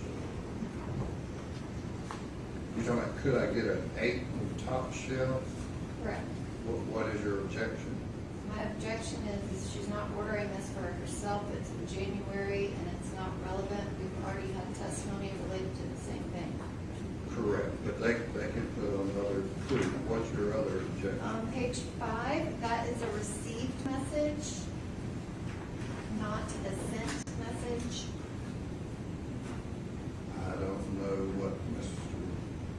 Edmonds gonna say. So it's received, but it's still drug related, right? Correct. Okay. Anything else? Yes, on 6, it's from 11/5/22 and it's received. The state submits it's not relevant. Okay. What else? Also number 7, it's received, it's from January 18th of 2023. Okay. Anything else? On page 8, the reference to Adderall, I feel like we've already been through. This is not Adderall that Ms. Benning was requesting for herself, it was for her friend that was out. Right, we just confirms that, right? I'm sorry? This just confirms that. That's Yes. for someone else. No. Right, this is, it's like someone else is asking for it, not Ms. Benning. Okay. Anything else? Anything else? Number 8, I feel like actually clears up the That's the Mario one you situation. just asked about. I'm sorry? That's the one you just mentioned. I'm sorry, that was number 9, was the one that kind of clears up the Mario situation because she wasn't ordering it herself. On number 10, there's no date on this. Also, it just seems cumulative. So there's no date for the message sent. There is a date. They just cut it off. And the thread, they included 235 messages, which doesn't seem useful, but it doesn't tell you what date this message was sent. Okay. We'll see what they have to say in their prompt. Anything else? Number 11, like everything, he's printing stuff without the usernames in it. This message would have a username, but it's clearly someone else asking for narcotics. It just seems like it's Mario, and that would be important to the other text. Anything else? 12, I don't have an objection. Pages 13 through 15, no objection. Communication with Blaze Taylor, no objection. Plans with Blaze Taylor, again, I don't have a specific objection. I just have no idea why we would submit a message without the person the message is sent to. And then the Bumble, I have a giant problem with. Okay, we'll hear about that. And the Jerry and Porter messages, the state's objection is that these are not relevant to any issue before the court. According to the defense theory, it shows you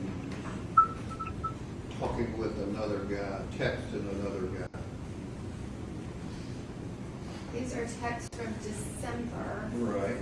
The first page is from December, so she's not even speaking to Mr. Taylor then. All right, if you'll step up, Mr. Devlin, raise your right hand and be sworn. You swear to tell the truth, so help you God. I do, Your Honor.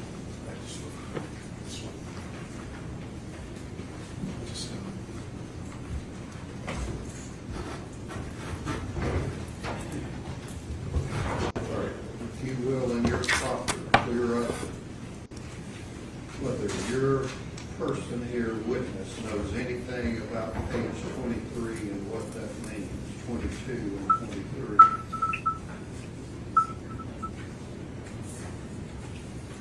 Mr. Devlin, could you please state and spell your name for the record?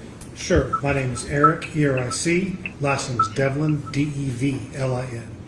And Mr. Devlin, how are you employed, sir? I'm currently the managing director of the Lone Star Forensic Group, a digital forensics company based in Houston, Texas. And could you give the court your credentials in regards to the digital forensics? I have an undergraduate degree in history, political science, and film out of Southern Methodist University. I have a law degree out of South Texas College of Law. After graduating from South Texas College of Law, I took the bar exam, passed the bar exam, became a prosecutor at the Harris County District Attorney's Office, which is Houston's DA's office. I was a prosecutor there. I tried everything from traffic tickets to death penalty cases, but spent most of my time as the chief of the cybercrime, human trafficking, and child exploitation divisions. After I left the DA's office, I opened a forensic company, and I've received thousands of hours of forensic training. I have certifications through a variety of platforms. I have examined thousands of cell phones. I have testified in state court, federal court. I've testified in, so far, I've testified in Ohio, Texas, Florida, South Carolina, and Indiana.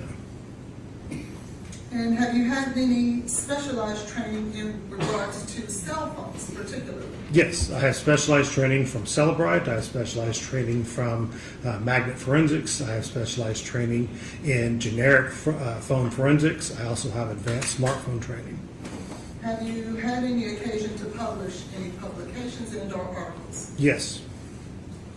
Have you been certified as an expert in forensics, digital forensics, prior to today? Yes. And will you be opining and/or giving information today from the cell phone and dump and/or forensic download of Ms. Jade Benning's phone? Yes, ma'am. At this time, I will tender Mr. Devlin as a forensic expert with the cell phone of Ms. Tell us what page 23 means. It starts on page 22, but page 23 specifically is the activation of the application for Bumble, which is a social contact application. This indicates when you go from the springboard, which is the basic function of the screen, opening that particular application. And does this, or do the notations that we find on page 23 actually state that Ms. Benning opened that application and interacted with it? I can't say Ms. Benning did. I can say that this phone opened. Thank you. And did they do so on each and every occasion? Did this phone, every notation that we see here, did it in fact interact with the Bumble application? Each one of these is an interaction with the Bumble application. And it's not simply just a notification? No. Interacting how? Either opening it, closing it, switching it, adding in, making contact with the actual application. Can you tell me that Ms. Benning was communicating with, accessing information about other men? No, sir. Can you tell us what is the purpose of the Bumble application? What is its purpose? What is involved? The Bumble application describes itself as a social contact application. So while many people use it for the purpose of dating or hookups or other interaction, other people use it as a contact social media application that time.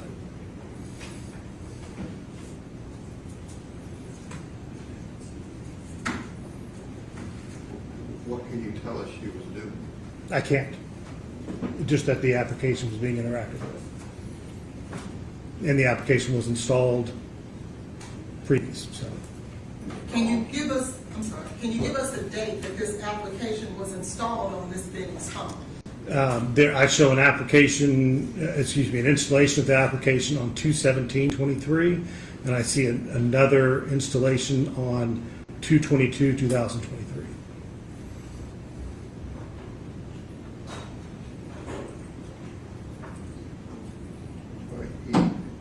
Any other questions?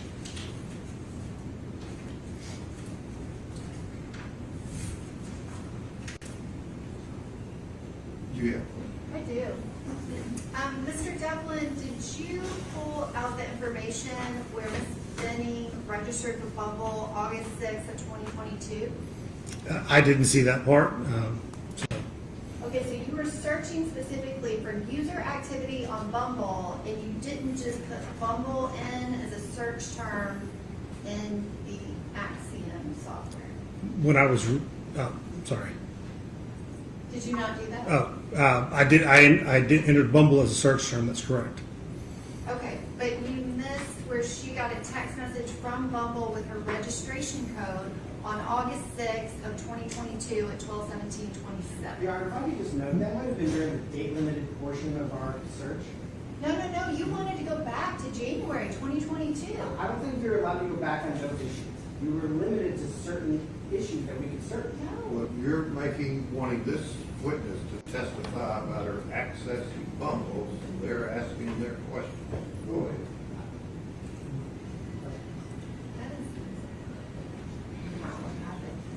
And so if this same database that you have here on page 23, if there's activity on here after Jake Benning's death and after the phone is in police custody, do you think you might change your opinion as to whether or not this is user activity or if it's just updates within the Bumble app? The Bumble app can have updates, absolutely, as a part of it, depending upon if the phone is powered on and connected to the networks.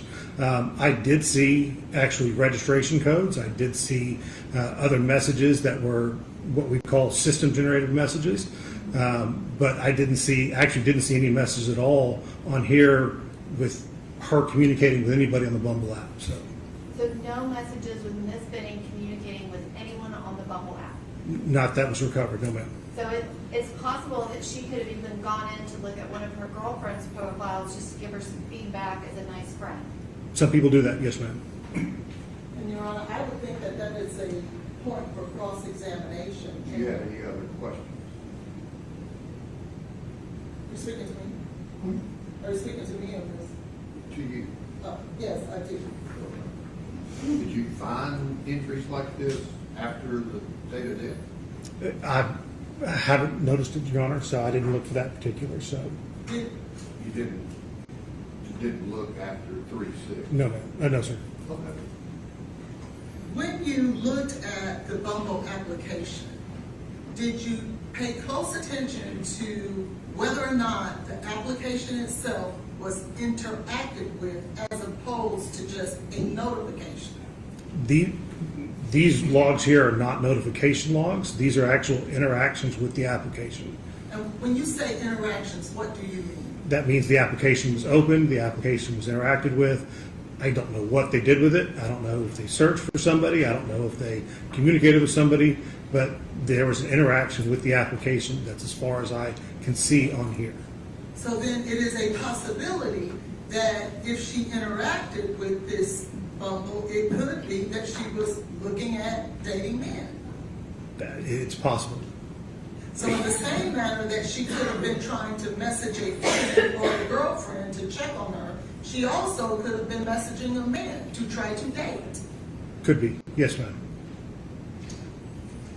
Again, Your Honor, based on Do you have this. any other questions? No, I do not at this time. Does the state have any other questions? Not related to the Bumble app. Okay. All right. Thank you, sir. You can wait right back there. Thank you, Your Honor.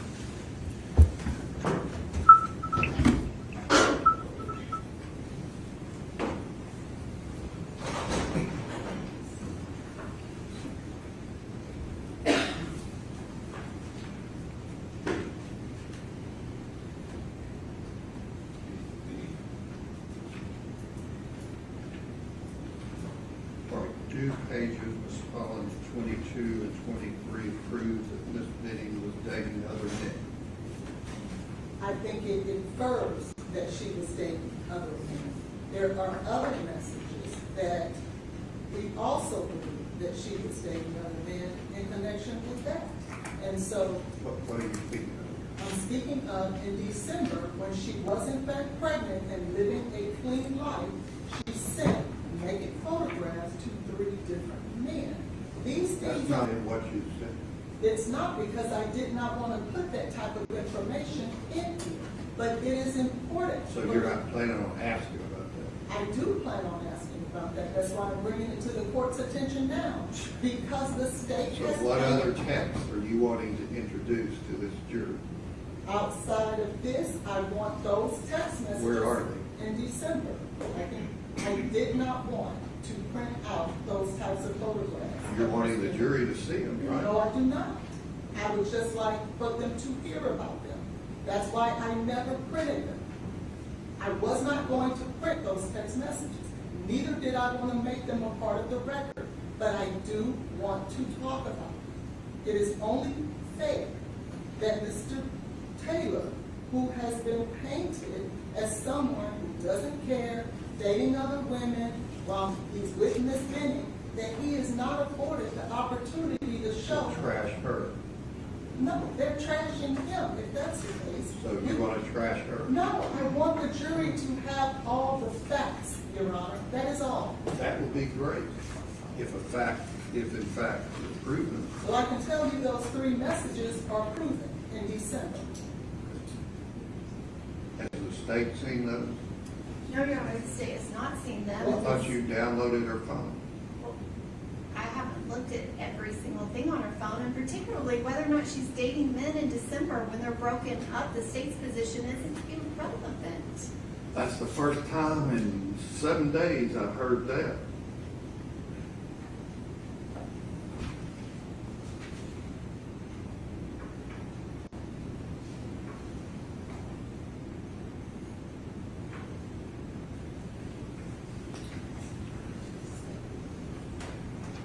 So back to the pages 22 and 23.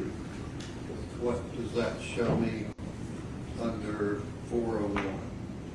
What it shows is that Bumble is known to be a dating application. It is not known to be a place where you go and say hello to a friend. He said it was. He said it was one of the things you can do. Well, then don't say it wasn't, because your witness just said it was. He said that in response to the state's question if it was a possibility. He said yes. Now, he says that happens. It's a possibility. But that is not the primary purpose of Bumble. That might be the primary purpose of Instagram, TikTok, Facebook, but it is not the primary purpose of Bumble.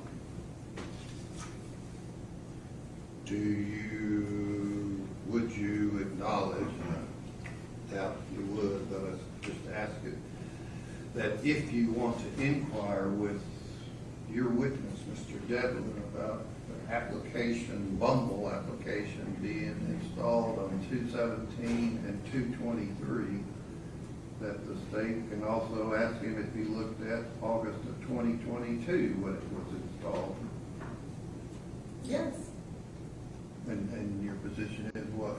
If the state can talk about August of 22, Just ask what they asked when the witness was in here.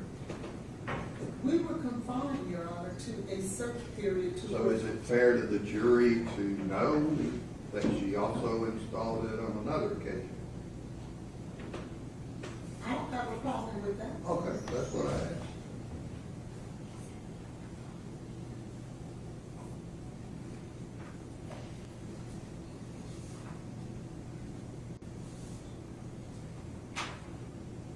Okay, the other issues that the state had, you can cross-examine, find out dates, find out whether it's received. I mean, if it's received, some of these, quote, drug, quote, involvements, it's received, so.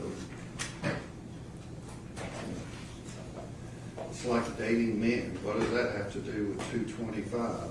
Lord, if I know, just like these others. But that's one of their many theories. So remove page 23 from your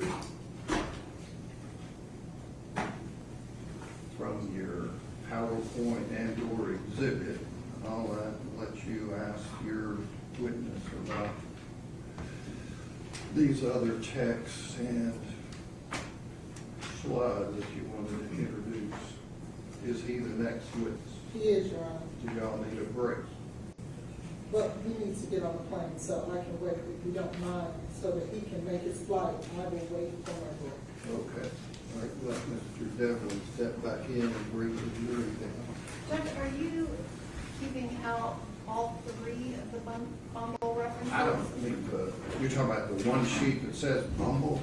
Well, yeah, I don't know why I'd bring it up if you're keeping the other pages Well, out. 22. 22 and 23 are the Bumble pages. 22 just confirms that, according to him, she installed it. So you can pull out 21 and 23 and ask him about 22.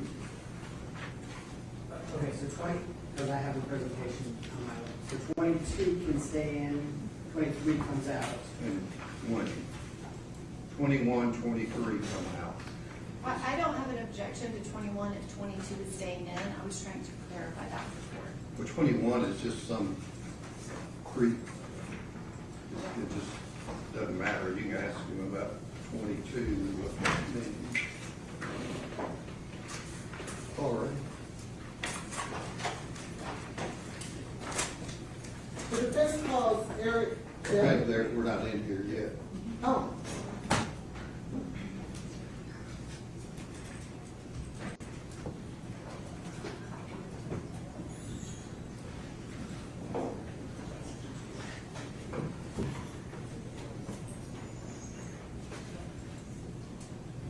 My digital expert is here, Your Honor. I'm assuming he can be present for this. Okay.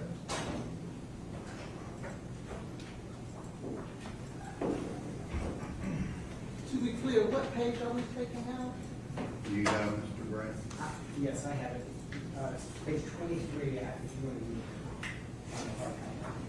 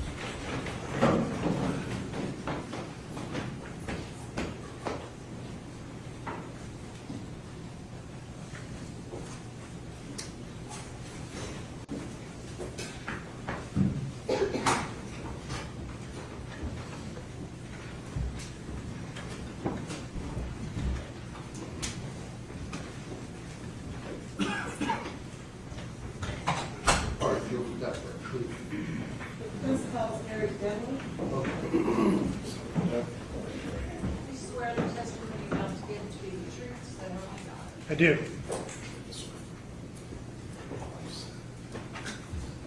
Mr. Devlin?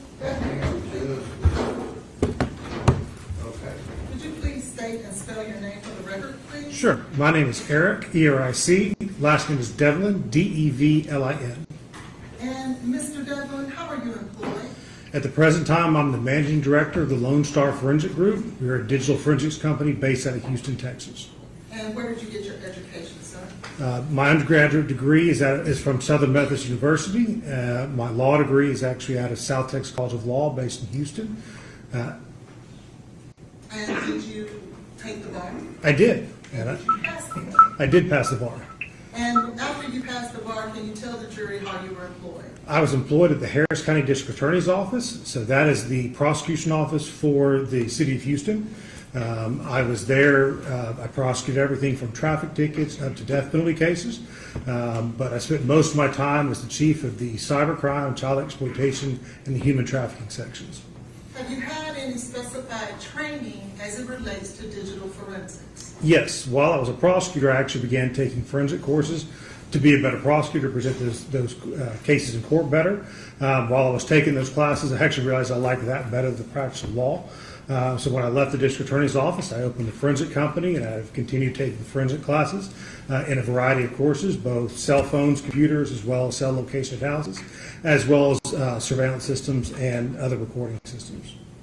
And have you had any specified training specifically to digital forensics? Yes, I have received thousands of hours of specialized training, everything from Celebrite, Magnet Axiom, as well as a variety of other forensic courses specifically. I've also received advanced training in smartphone examinations.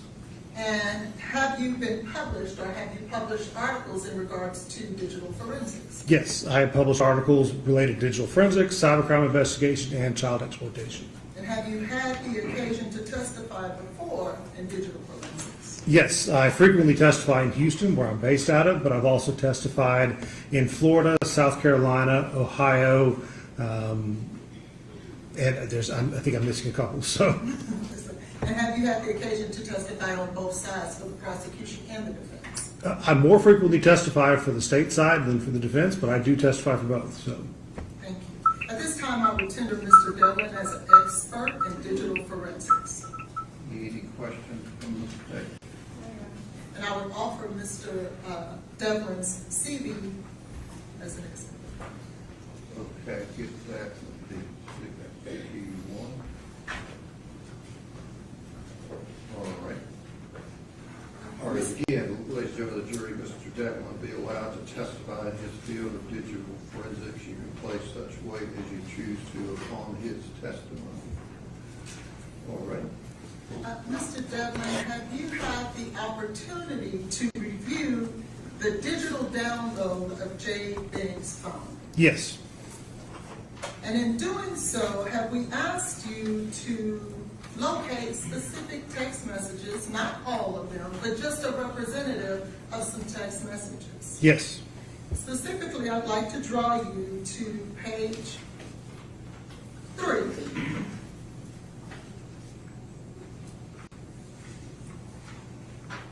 Yes, ma'am. Did you find any text messages within Ms. Benning's phone that dealt with drugs? Yes, I examined an Apple iPhone 13.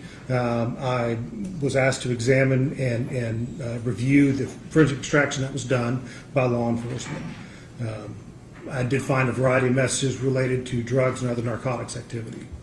And can we start on page 4, if you will, and explain to us what is that we see there? This is actually a Snapchat message. So this message was between Danny, the Snapchat ID, Danny Wallace Jr.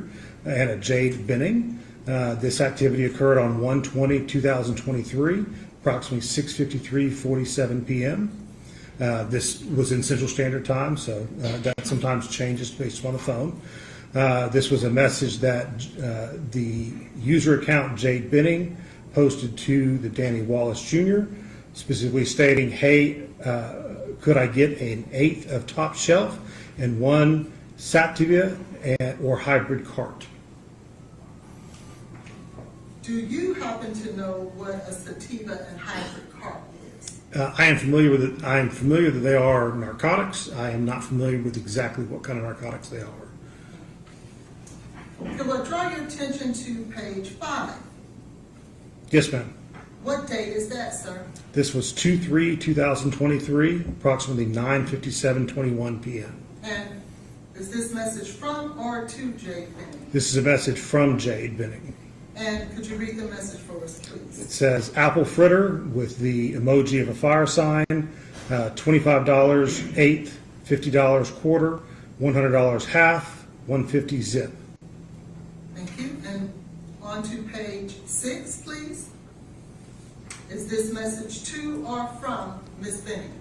This is a message that was posted inside the Telegram chat room, so it's not one sent by Ms. Benning, but it was received on this device. What is a Telegram chat room? Telegram is a social media site, communication site. It's created by an individual out of Russia. It is advertised itself as to be super encrypted. It is not a good place. So. And was this application downloaded on Ms. Benning's phone? Yes, ma'am. Can I draw your attention to page 7? Is this message to or from Ms. Benning? This is a message posted in that gas station chat room on the Telegram application.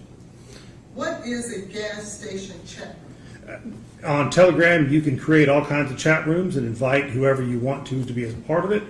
That's one that occurs, and actually in narcotics activity frequently occurs this way. It allows them to advertise sales or purchases or deliveries of different types of substances. And it's, again, believed to be encrypted and heavily anonymous. So, and could you read for us the message that's on this particular date? So. It says pressure plus with the emoji for carts with a fire $30 a pop, price cut on 2+. Could I draw your attention to page 8? Yes, ma'am. Could you explain to the jury what this represents, what page 8 represents? This is an actual iOS text message, so this is a communication between this particular device and another individual. That individual they're communicating with is phone number 501-451-0608. And could you read for us the text message? The text message start at 11/22/2022, 10:40:13 a.m. Do all of your coworkers get Adderall? The reply, Lauren has some. Message again, ooh, what MG? The reply was 15. Message to this particular device, ooh, ask her, can I buy some? And then the next was a follow-up. This is still a message to this particular device. And what color are they? And the reply from this device was orange. And to the left there, who do you see is the sender of this text message? The sender of this message is this number is listed in the contacts as belonging to, and I'm going to kill the name, Nijaha, Nijaiaj. Nigeria? Yes, ma'am. And what is the date of that text message, sir? 11/22/2022. Can I draw your attention to page 9? Yes, ma'am. And could you read for the jury what page 9 represents with the date as well as the context? This is an iOS text message, and this is between the Jade Benning account and Mario Gutierrez account. On this message, it occurs on 2/18/2023, 9:33:02. The message was from the Jade Benning account saying he's about to bring your weed. There's a reply from the Mario Gutierrez account, says I fell asleep, and I don't know if I'm allowed to curse in this courtroom or not. So. That's okay, thank you. Could you please turn your attention to page 10? Yes, ma'am. And could you represent to the jury what page 10 represents? Page 10 is a iOS communication between the contact Danny, in parentheses weed, and this particular device. On this one, the message is, I have mushrooms right now? LOL, my coworker's wanting some. And on what date is this text message? I appear to have cut the date off on that text message. I can't tell you. Okay, thank you. Would it be between the dates that you have listed there where it says first message, last message? Yes, ma'am. Thank you. And those dates would be between April 6th of 22 and 2/25 of 23? Yes, ma'am. Could you now go to page 11? Yes, ma'am. And what does page 11 represent? These are text messages, specifically occurring on 2/25/2023, 9:10:46 a.m. And what does the message say? The message says, yo, can you holler at Danny? Your boy needs a half, please and thanks. Now, I don't see who this message was sent to. Do you have that information, Mr. Devlin? I do not have that information. And what date is on this text? This text here is 2/25/2023 at 9:10:46 a.m. On page 12, can you tell us what page 12 represents? Page 12 is a text message between Jade Benning and the contact Danny Weed. and it occurs on 2/25/2023, beginning at 3:39:21 p.m. And what does it say? Specifically, it says, "Hey, my coworker wants to get a half from you." The account Danny Weed replies, "Bet I gotcha when I get back." The account for Jay Benning replies, "Sweet." Now, did you ever find through your research whether or not page 11 was a message from Mario Gutierrez? I got to be honest, I don't remember. So, Thank you. I want to draw your attention to page 13. yes, ma'am. Now, before we move on, were those all of the text message that involved drugs in between with Jade's phone from January of 22 through February of 23? No, ma'am. They were a sampling. Thank you. Let's now go to page 13. What section would this subject matter address? I was asked to look for conversations about Blaze Taylor. I want to draw your attention to page 14. Yes, ma'am. Please read for the jury the text message. This is an iOS text message starting 12/31/2022 at 2:55:57 p.m. from the account 501-541-0608. Send a message saying, I'm interested. Followed up with another message of, did you text or you just going to wait? The account belonging to this particular device replied, he called me back. And then a second reply of, I told him that I would call him when I get off. The account ending in 0608 replied, oh, I don't know, I didn't know you answered. And with a second reply of, how was his tone? Do you know who this number 501-541-0608 belongs to? I believe that's the same name that you gave me earlier that I butchered. So, Nigel. Yes, ma'am. I want to draw your attention to page 15. And what is the text message thread, please? On this one, it's a continuation from the previous page. It's the account belonging to this particular device replies, he sounded the same as always, but I could tell he had something he needed to talk about, of course. The account ending in 0608 replied, why am I anxious like I'm talking to him? This device's account replies, LMAO, because I've been waiting for this. The account with 0608 replied with, get off work already, LOL. The account for this device replied, right, I keep looking at my watch. And then the final message on there is a reply from the 0608 account, keep me updated. I now want to draw your attention to the next section. Could you tell us the subject matter of this next section? On the next one, there's communications with Blaze Taylor. And can I draw your attention to page 17? Yes. Can you please read that text thread for us? Yes. In fact, I'm sorry, these are smaller, so I may read it from your larger screen. This particular account, the local user account, initiated a message saying, thank you for coming to help/see the new place. I'm glad we got to talk about all that we did. It gave me a better understanding on some things I didn't have before. Hope you feel a little better as well, babes, with an emoji. The reply was from the phone number ending in 5738. Thanks and no problem. Just wanted to keep communicating and stay on the same page. The second reply of loved. Thank you for coming to help and see the new place. This account replied 100% agree with you. Another reply 100% also turns me on when we have our talks. The account ending in 5738 replied laughed at 100% also turns me on when we have our talks. With another reply of why LOL.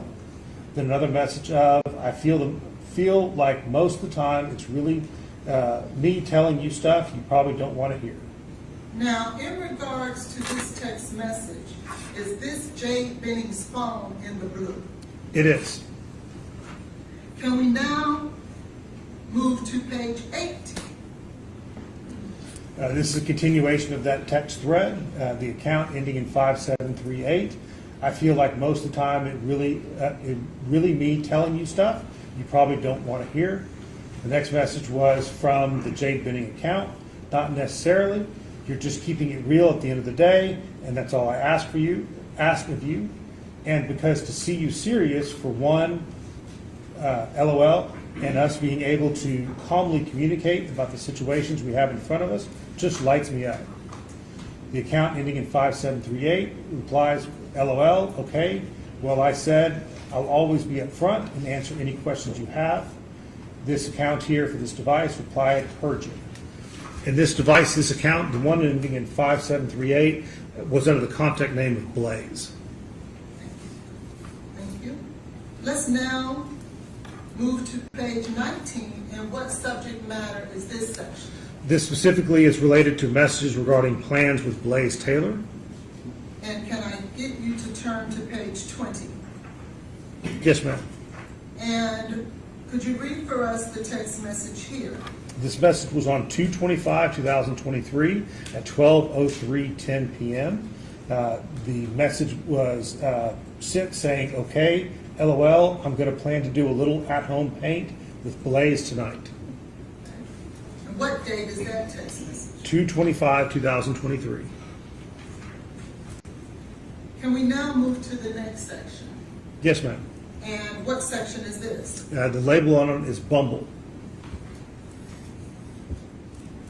Can you please identify page 22 and explain to the jury exactly what this is? This specifically is a set of logs related to the installation of the Bumble application. What is the Bumble application? Bumble is an application that's on both iOS and Android devices. It's described as a social contact application. And what day do you see that this particular phone installed the Bumble application? There is an install of 2/17/2023 and another installation date of 2/22/2023. And can I draw your attention to page 24? Yes, ma'am. And what is the nature of this section? I was asked to find some communications related to Jarius Porter. And can you read for us on page 25? Yes, ma'am. On page 25, the communications start 12/17/2022, 9/17:30 p.m. It's a message from this particular device to the porterjarius@gmail.com. You've been getting it the last few. The porterjarius@gmail.com replies, yep, I'm on my way back to the shape I was before. I started dating a world-class chef. The message, this particular device replied, LMAO, I heard that. And then a second reply of, that's good though. Okay. And can you move now to page 26? Yes, ma'am. And these are, there's a lot of messages in between, but it was designed to give basically an idea of the length of the conversations. So these messages occur on 1/24/2023 at 1:12:02 p.m. This message from porterjarius@gmail.com. That's good. I'm glad you have to. Let me, You want to switch to yes, please. switch to the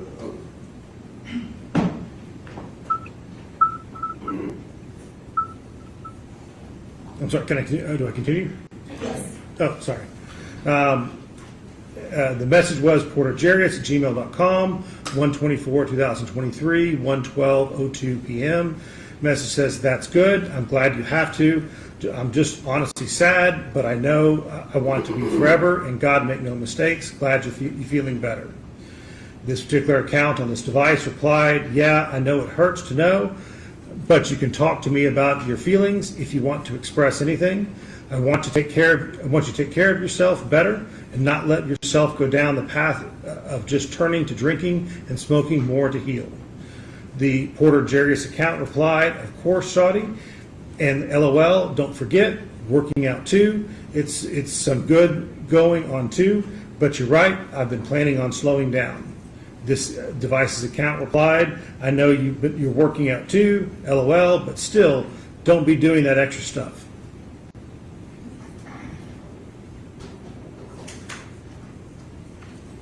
And the next text message that we have.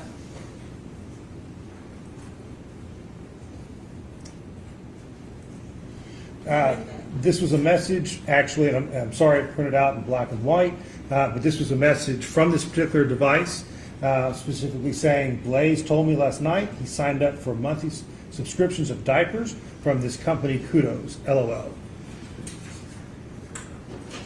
And what's the date, I'm sorry, on this text message? 1/10/2023, and I can't read the time, so I just need to move it over. 7:42? Yes, 7:42:10 p.m. And can we get you to read this text message? Yes, this was a text message from the account 1-501-231-5975, asking the question of this device, does Blaze rub your belly? LOL. This particular device replied, sometimes. And do we know who the number 501-231-5975 is? I don't think I do offhand, so. There were other messages. Oh, I'm sorry. What is the date? I apologize. On that text message. If you remember before I pulled it up. I do not remember before you Let me pulled it up. grab it.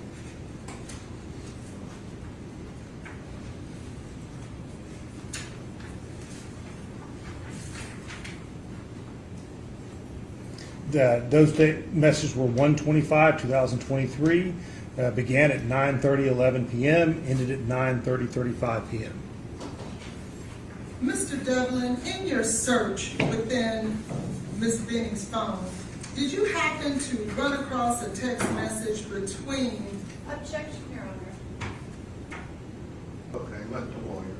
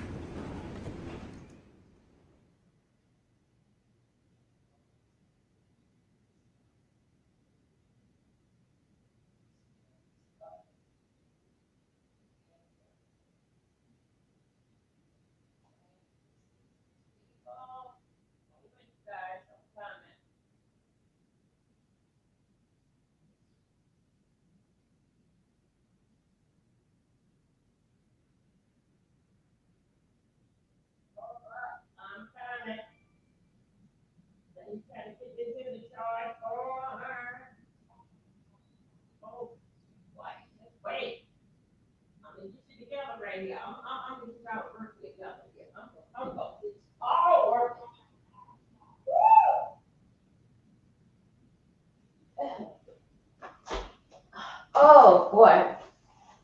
Okay, scooters. I think we got everything basically on hold. You guys, I'm gonna get back with y'all later. I'm back here doing some things. I'm still working on this here, the dough thing. Okay. Anyway, you guys, thank you for coming over, and please like the video. And I'm going to do what I gotta finish up here. I didn't think this thing was gonna take this so long, but anyway, I talked to the bank. I'm still working with the door alarm. Okay, you guys, thank you for coming over. Bye-bye. We're gonna have to get back to this here because it just started getting good.